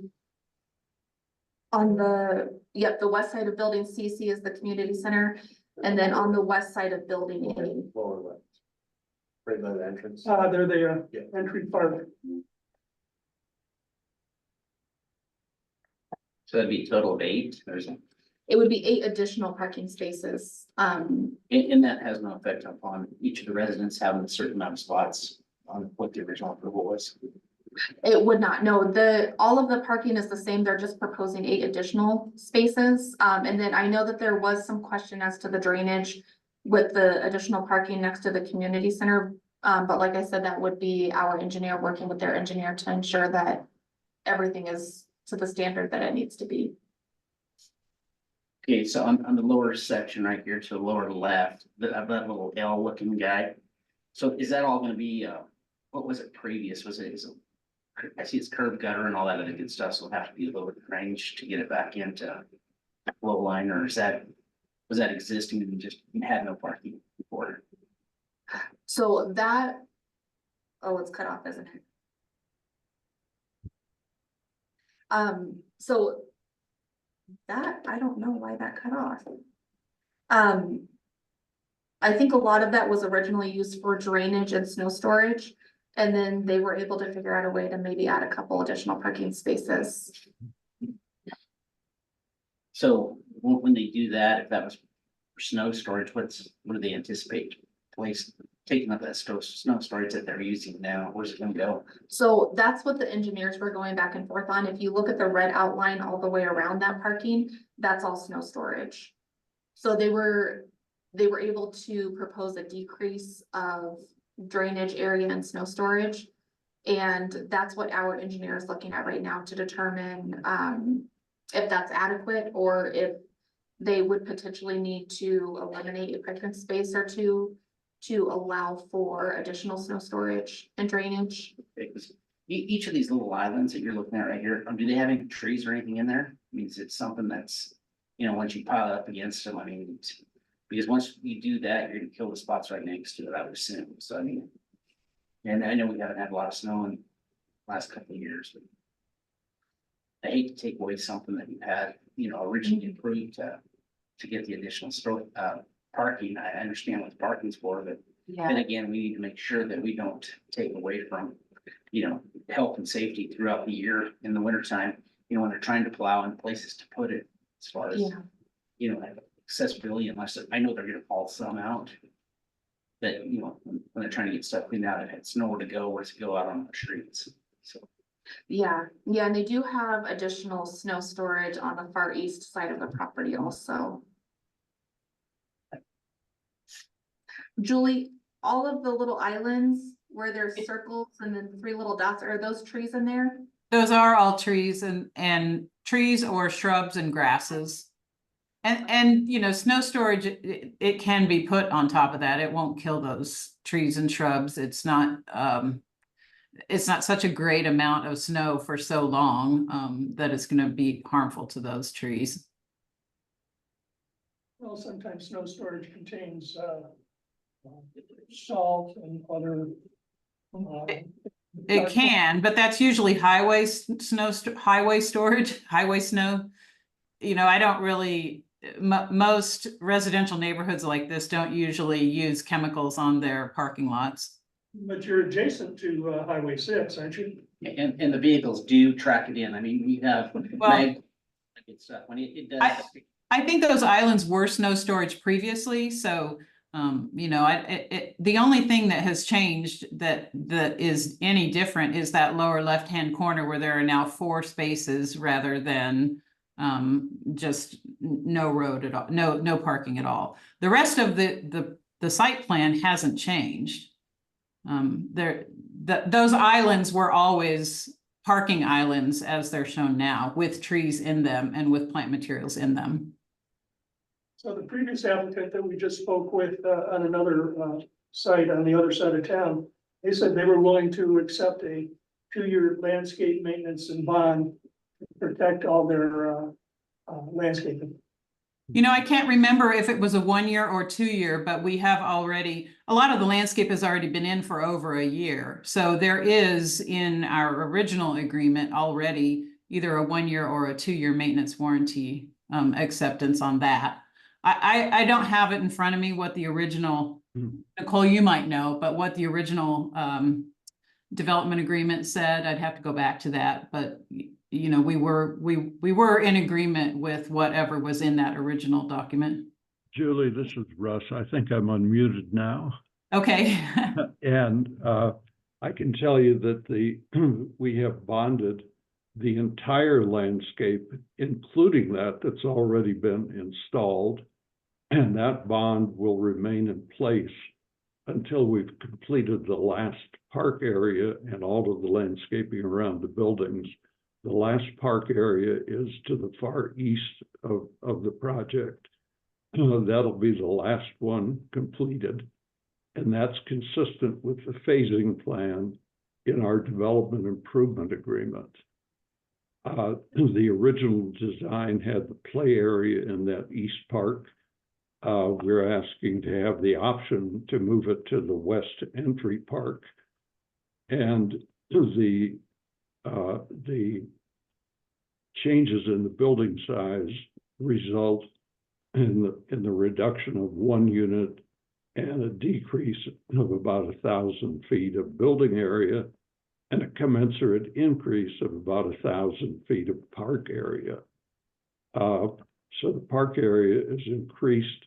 The addition of the 4 spaces at the entry park on the west end are adjacent to an access road that has to be there, an access drive that has to be there anyway to access the pump house for the irrigation from the ditch. So we're only adding the equivalent of the 4 spaces, which is about 800 square feet, and we're adding more than 1,000 square feet of open area. And we actually have 4 open space areas. We have the 2 parks. We have the area adjacent to the community center. And then down at the southeast, we have a large open area south of Building C, D, and E, and the dog park. All of that is already bonded. We won't ask to release that bond until April of 2025, when all the landscape is installed. And then we need to provide an 18-month maintenance bond at that time. And if I might ask, does that include the landscaping of the roundabout and the islands in Highway 6? No, sir, that landscaping was done. Vista Opportunity Fund is a separate entity from the developer of Bell Vista. The roundabout was built by Rayleigh Ranch Project LLC. That bond, it remains in place. There is a maintenance bond in favor of the town of Silt. And there's also a maintenance bond in favor of the right-in, right-out, which is built to the east end of the project. That bond is furnished by Rayleigh Ranch Project LLC, and it remains in place. Thank you. Thanks, Russ. Thanks, Julie, for your comments. Since this is a public hearing action item, I didn't know if you wanted to make any more comments before I open it up for the public hearing. None for me. No, none for me. All right, thanks. Any other fellow commissioner comments before I open it up quickly? Yeah, another quick question, Nicole. So, town engineers working on, making sure that the addition to this, since we do have additional parking and curb gutter and all that good stuff, that any type of, stormwater, it'll be tied into the existing system if it does get affected and drainage. I mean, everything to be accounted for to make sure that, what they're proposing will drain properly to meet the existing conditions and not just have, below like that. So Yeah, and so what tonight would be is you approving them to have the ability to add the 8 additional parking spaces and move the playground structure. And if it aligns with what the 2 engineers can determine is the best course of action for the property. So what they're looking to do is amend their site plan to have the option to do these things. But this isn't a guarantee that the engineers are gonna say, yep, no, this is a go. They may say, well, wait a second, we need this much more storage, so you can only do 3 parking spaces instead of 4 on that lower east or the lower west side. So if that's the case, would this need to be like publicly noticed again then? Like if the engineers come back and have like changes that they need to make? So what we would do with this amendment is we would say, we're amending their site plan to allow for the option to potentially add the 8 parking spaces and move the park and change the building sizes. And so the building sizes, that's not gonna be altered by the engineer. The moving of the park, really should not be altered by the engineers either. It's just the parking spaces, which is why the applicant had put in there the option of adding the potential 8 parking spaces. So that's really the only thing that could potentially be of question that would make it harder for the applicant to have like that finalized, like, yes, you're gonna add these 8 additional parking spaces. They've met their parking requirements. We're just saying that if it aligns with what the engineers and town staff are able to approve with the option of adding 8 parking spaces, they would like to add between 1 to 8 parking spaces with whatever is allowed. Okay, sure. Thanks for that. Yes. I guess I have a couple of questions, maybe I'll start with a comment. Yeah, Julie, I appreciate that, you mentioning that we're here for a site plan review, that much of this has already at one point been approved by P and Z. I know that we do have like a handful of new members that weren't here when this project had originally come before us, so I appreciate your patience as everyone kind of gets caught up to speed.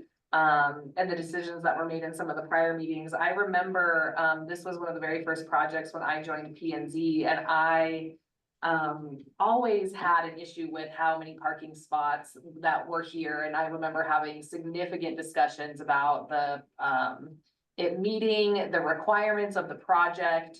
At the time, I still didn't think it was enough. So I would say that I do appreciate that you are making an effort to add more spaces. I will also add that I have a friend that lives in these apartments, and he talks about parking being a nightmare over there, you guys. And there's only 4 buildings right now. And he literally like doesn't come visit us at night because he doesn't want to leave his parking spot for fear that somebody else is going to park there and he's not going to be able to get back. I've heard about the residents parking on like the access street that's just south of the roundabout. You see cars parked there overnight there now on the side. And so I appreciate the lengths that you're trying to go to add more parking spaces. I guess for the benefit of my fellow commissioners, I don't know what else you guys would be able to offer in terms of alleviating some of that burden with the folks that already live there, recognizing that we're about to get, 5 more buildings and, 50 more residents. Julie or Doug, would you be able to speak to that a little bit? This is Russ. I can address that. I have 2 comments on that. There are, first of all, the project as it is now, without the addition of the 8 spaces, is parked consistent with the Town of Silt code. It is. It is. Secondly, the 2 buildings that are presently occupied happen to be in the area that is most efficient of parking. There are only approximately 12 spaces in front of those 2 buildings, which is one of the reasons to add the 4 spaces next to the community center. And also when we finish the next building, which will be building G, that will open up another dozen spaces for that building and these 2 buildings. And when the next 2 buildings to finish are the community center and building G, and that adds additional spaces available to the existing tenants. We're aware of the tight parking that exists there right now. Part of that is because we have construction fence closing off some of the parking that should be accessible to those 2 buildings, but needs to be closed off for safety reasons. Great, thank you, Russ. I appreciate that. I live in a condo complex, and we have a rule, there are only 2 vehicles per unit. And we also have a permit system where you put a tag inside your vehicle designated that you're in your space, or that this is one of the vehicles attached to the unit. Do you have such a system there? We have a limit within our lease of one vehicle per 1 bedroom, 2 vehicles for 2 bedrooms, which complies with the code. And we can certainly have a talk with our management company about instituting a system that would put a decal or some kind of a identifying mark to identify a car park there as a tenant. And I would just like to say one thing. We do a lot of this sort of planning work for other municipalities, the city of Glenwood Springs and town of Carbondale, and parking is always an issue in this kind of density. And we always remind the municipalities that it really starts with your code. So, as much as it doesn't really it doesn't help this project out, I would just encourage you all to look at what your code says, because as designers, we're always going to just design to the code. And if it doesn't meet what you think you need for the town of Silt, then a great place to start is by revising that code. So it's our fault then, the code's fault. No, I didn't mean it to sound that way. I'm just encouraging you to go ahead and, you know, be proactive if you think that, that it could be better and, or should be better. Because everyone's gonna design to the code, so. That's too bad you guys can't be here in person tonight. Talk about it more.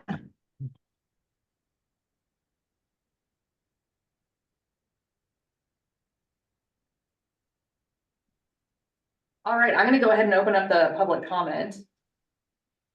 I don't necessarily think that we have anybody, but let's go ahead and open it up here at 8:30.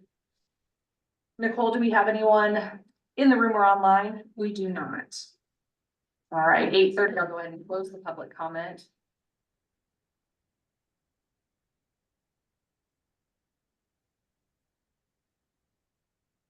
Recognizing the idea that maybe there could be some sort of parking permit system in place.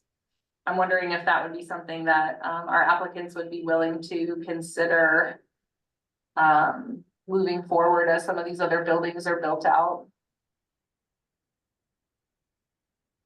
We'll certainly consider that. I have a management company which manages roughly 800 units from Glenwood Springs to Grand Junction. I rely on them for many of the systems, but I'll certainly ask them to implement a system to identify the tenant vehicles. We do not assign parking spaces, and I prefer not to do that. However, we certainly can monitor it with an identification of the tenant vehicles. And as I say, we do have a provision in our lease limiting the number of vehicles. Our initial management company failed to include that in a couple of our early leases, so we do have more cars there in our 16 one-bedroom units than we will have per unit in the rest of the space. And as those units turn over, they will also be reduced to one car per one-bedroom unit. You know, having assigned parking spaces kind of like fences. They make good neighbors.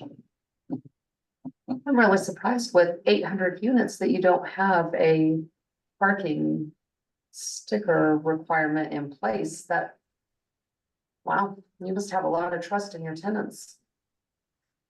Russ, what would that look like from your property management standpoint? If you were to assign stickers or some sort of identification, that would be something that they would have to police and take care of. Yeah, and Nicole, I honestly don't know the answer to that question. I'd have to discuss it with the management company. We can certainly institute at least that kind of a system to identify tenant vehicles. There may be a better solution for tying the tenant vehicles to the apartment lease. I prefer to do it within the lease, wherein we limit the number of vehicles to the number of bedrooms. Under that kind of a plan, we have more parking than is required. More parking than would be allotted to the units, which would allow for overflow parking, and it would allow for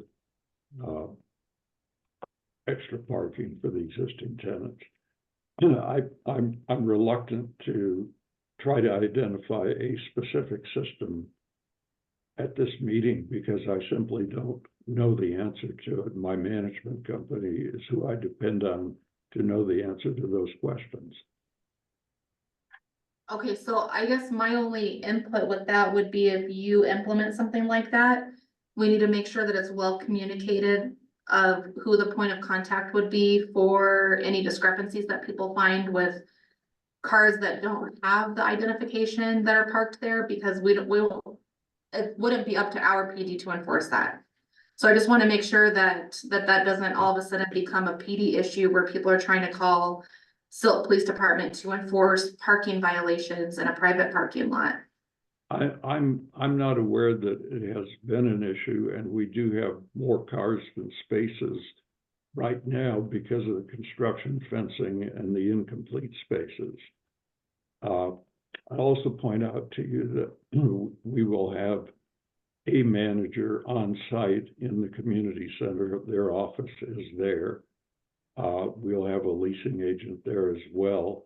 And our manager who actually, our full-time manager who actually starts this Thursday, has a residence in Rifle, so they're not that far away. They'll get the emergency calls. And the management company also has a regional manager located in Glenwood Springs, and they also have a regional vice president, so they have backup support for the people who are on site to manage the property, and manage the parking.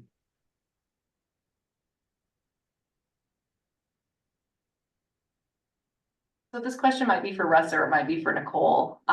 So would it be like, I guess agreeable to you, Russ, if more agreeable if we ended up continuing this motion while you seek kind of counsel from your management company? Or would you rather, if we were to entertain approval, that would be a condition of approval? I would rather have approval. We are ready to start construction on buildings C, D, and E. D was only minimally changed, so the permit is issued on that.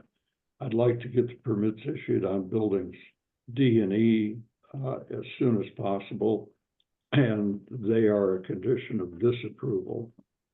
And as you probably have noticed, our construction has been behind schedule.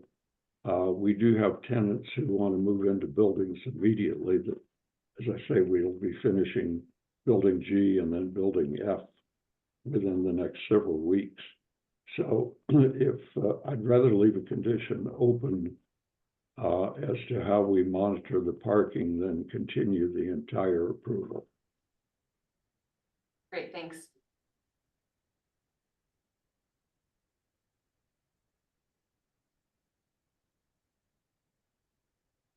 All right, does anyone have any fellow questions of our applicant or staff?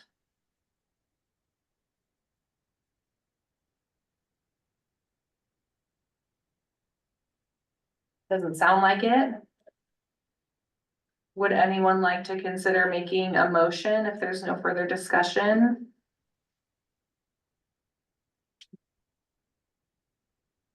Chair Williams, I move to approve the amended site plan for River Trace and Resolution PC 10 series of 2024 with the conditions written in the staff report and spoken during the meeting, with an additional condition number 5, that a parking system for monitoring be put in place for the tenants of River Trace to ensure that all tenants have parking. All right, we have a motion from Commissioner Berto. We'll second that. Second from Commissioner Stepiznik. All those in favor? Aye. Any opposed? All right, great. Thank you for your time tonight, Russ and Julie and Doug. Thank you very much. Appreciate you looking into that for us.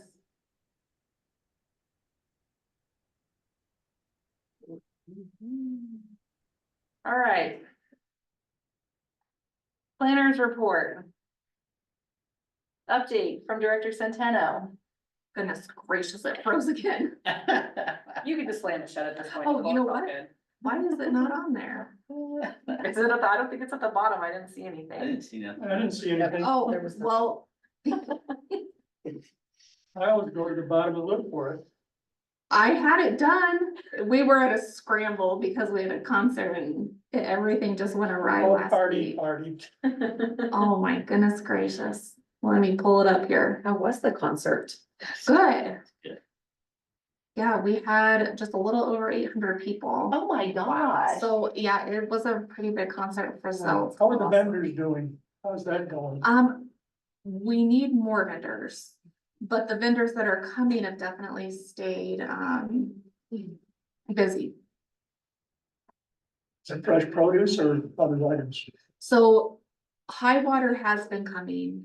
And so they've had fresh produce and then we've had, some, High Rocky Mountain Bakery, I think is what their name is. And she's a gluten-free bakery, so that's a huge hit. And she is pretty amazing, so. We've had them and then our kettle corn has been coming consistently and they always do a great job and. And then we had a beverage vendor that came. And then we have a youth vendor that comes and she sells her chocolate chip cookies. And so she sells out every single, I mean, within like an hour, she sells out, so. No So she t-shirts? No t-shirts. Too bad. Yes, so, but overall, the concerts have been going really well. We're done with movie nights. The last movie night had very, very low attendance. It was Garfield County Fair also. So when we do these event calendars in January and nobody has released their dates yet, sometimes we get mixed matched and then it ends up kind of turning into something like that, and it rained, but we had a small crowd that the one mom came up and she was like, this is what childhood is made out of. And so it rained and we kept the movie going. I just covered everything with umbrellas and the kids danced in the rain and watched the movie and they thought it was amazing. So I was like, we kept it going all the way till the end. As much as I'm sure all the parents and all, we're like, it would be really nice to be at home right now. But that's what childhood is made out of. So that the last movie went well in retrospect of like what was happening around us. We do have one more concert that's gonna happen September 6th. That's the AC/DC tribute. And that's gonna be a good one. Hoping we get as many people there as we have with the other concert that we just had. And then this is what was supposed to be in your packet that I definitely thought I put in your packet. Was just a breakdown of what we've been doing in ComDev. So in July, we had 31 inspections. We have 216 licensed contractors in town. We issued 63 best tests, and that's a test that contractors take to get a certification that they can navigate a code book. So that just helps us keep our builders on a higher level in town. You mean they need to be competent? Is that what you're saying? Something like that, yes. And then we've issued 107 miscellaneous permits, 32 excavation permits, 7 single families, and no new commercial permits at this point. Still a work in progress. We have Stony Ridge Phase 2 that is with the town attorneys now, our town attorney and then their attorney have been working on that. Camarillo Phase 2 is getting ready to come in front of the Board of Trustees to iron out their letter of credit releases and then to phase their infrastructure. So they should, excuse me, from what I was told at the end of this week, have that first phase paved. So that's a work in progress. I'm guessing that they're gonna be at building permit for each individual house, hopefully by the beginning of next year. So there might be a lot more construction over there. They're hoping to be in the ground by the end of this year, but there is still a lot of infrastructure left to do. So I know they've been diligently working on it, but it's definitely taking time. River Trace, you guys have an update on that one. They have 2 buildings that are CO'd. They have 2 more that are getting ready to CO, and then after that approval, I can get the last remaining 2 buildings. Permits issued. Deciding, so it's gonna take at least a month. It will, yeah, they still have a lot of work to do, and they've had contractors kind of come and go, and they've kind of finagled in with like who's gonna stick around and make this happen. How's the inspections going? Are they all pretty good or do you have a lot of rework? So It's kind of mixed. It depends on what contractor is there. Our third-party contractor was Shums Coda. They are also hired separately. The board had approved for, River Trace to do separate, plan checks with Shums Coda and not go through the town. At the time, we weren't contracted with Shums. And our on-site building inspector wasn't, it was too much of a capacity for him to do all of it. So they were allowed to contract separately with Shums. So all of their inspections happen directly through Shums. And then I just get the reports, and then, all of their plan reviews go directly through Shums also. Same person doing it all now, but at the time that it was all approved, it was gonna be two different people. Yeah, so, but I mean, Shums has Dan Reardon, who is our inspector that we're using, and he's super sharp and, definitely holding people's feet to the fire. And there's been a few of those happening all around town, but and over at River Trace also. Good to see. So, yeah, no, he does great. Western Slope Veterans Coalition is abandoned at the location that was previously proposed. And so they are looking to put in an application on their new location, which is gonna be over at the First Street Church. They're gonna subdivide that property, and they're gonna have about 2 acres to work with that'll be accessible off of West Home Avenue. So, that's taken a step forward. And then Lestadian annexation is almost 100% approved. We're just waiting on revisions on their plat. And then, River Run Storage is still pending. That's gonna be pending all of the legal issues getting ironed out, and that's not gonna progress. Nothing over there is gonna progress until the legal issues get ironed out. So hopefully that's an incentive to make things happen a little faster, although it hasn't moved very quickly at this point. And then, 510 West Main, we took care of tonight. The plat amendment for, Mr. Ehlers that happened up at, Mesa View is now approved, and the board is actually wanting us to look into just doing the whole plat rather than having individual people come in, and that's kind of the consensus that, the commissioners gave as well. So I think that we're gonna go on ahead and entertain that. I don't know exactly what that's gonna look like yet. Because I think we are gonna need everybody on board with it, like each individual homeowner, so that'll be something I'll be digging into, in the future here. Rislinda's site plan amendment, was approved in the Planning and Zoning Commission. They've still not abided by everything within their, conditions of approval, and did switch out who they had quoted as their permanent food truck with being Two Forks. They did have her move out for a few weeks and had somebody else come in, which was not brought to the town and is against their approval. So I'm working with them right now to figure out what exactly that looks like, because it's been one thing after another. And I was really hoping that after the last meeting, it was pretty clear. But it is not. So I'm waiting for a response from them to figure out what that looks like, because them switching out the food truck and it being put in a different location, which was close to where the other one was, but it was perpendicular to where the other one was. And like, that's all a site plan approval is. You're approved for exactly what you proposed, including them specifying in their site plan that Two Forks was their permanent food truck. So. And she was good. She's coming back. It just, she was at the fair. She had a different event that she wanted to go to. But really it's in the way that they put it in their operating plan that was the permanent food truck, and that's what we had gone through for propane requirements, and that's what we had gone through for everything. So I don't know where that one's gonna go. I don't know if we're gonna end up having to rescind their resolution and deal with all of this in the bigger picture, but there's been too many things at this point. So we're working with them to try to figure out what that looks like. And then Tim Pace and River Trace both came in front of you tonight.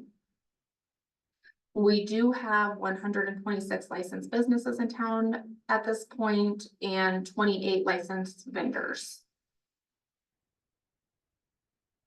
On the recreation side, soccer registration is open. I don't know if anybody wanted to know that here.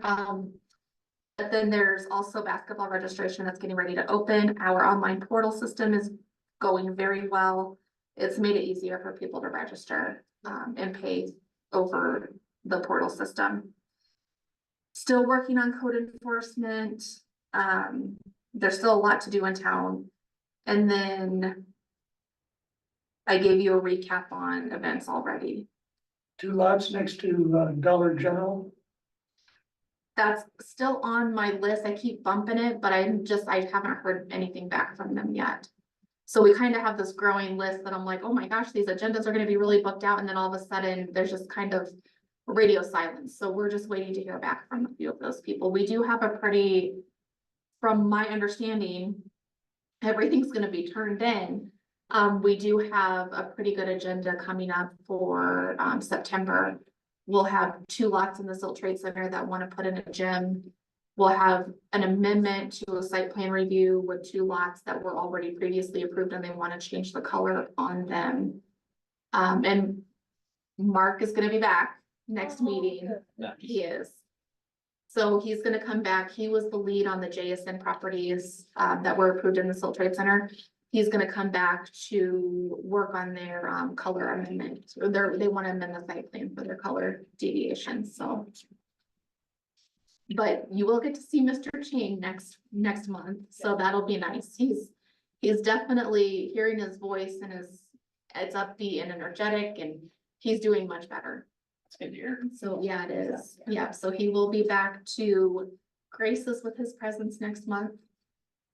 And then I am happy to answer any other questions you have, but that is pretty much a nutshell of what's going on in ComDev. Great, thanks, Nicole, thanks for that update. Does anyone have any questions? Yeah. Before we get to round robin? Thanks as always, Nicole, for your work and all staff's work. It's been a busy summer. It has been, yes. All right, any commissioner updates? Dana or Vanessa online? No, Jennifer? Have you? Got nothing. Justin, Michael? When do we have another meeting with the employee housing? So I'm glad you just said another meeting, Because we haven't had the first one. so we haven't had that meeting at all yet. But I did also want to remind you guys that the joint meeting with the Board of Trustees is August 26th. And that is gonna be the Connex container conversation. What time is that at? So employee housing, So we just got the RFPs back for the housing needs assessment.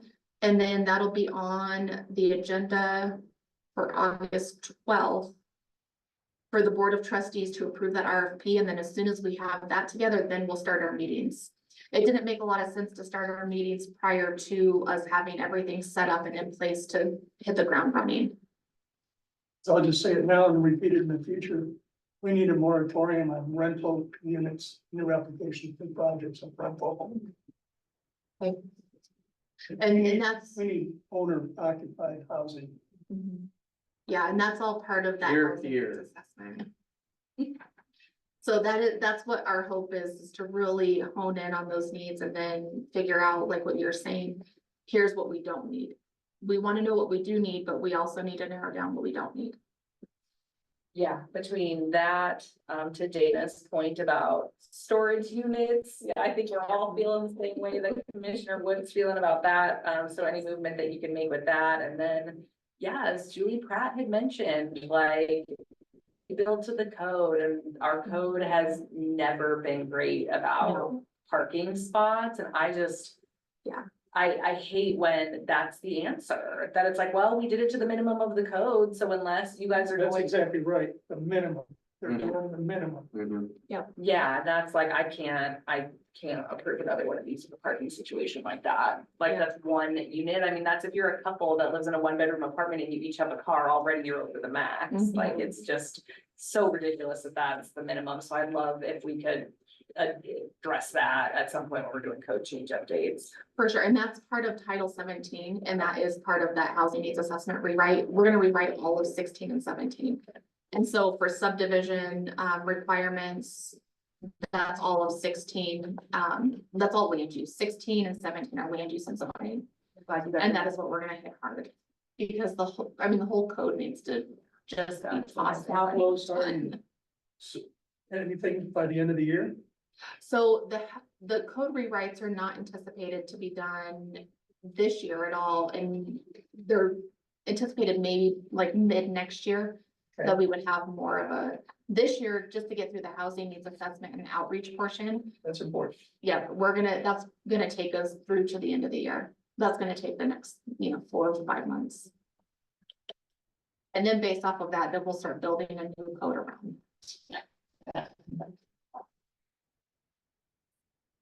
Alrighty, any other questions or does somebody want to make a motion to adjourn? I move to adjourn. I'll second that. Thanks, everyone. It was kind of long tonight. Thank you. Hey. Thanks, Dana. Thanks, Vanessa. Thank you. Thanks, see you next time. I worked on the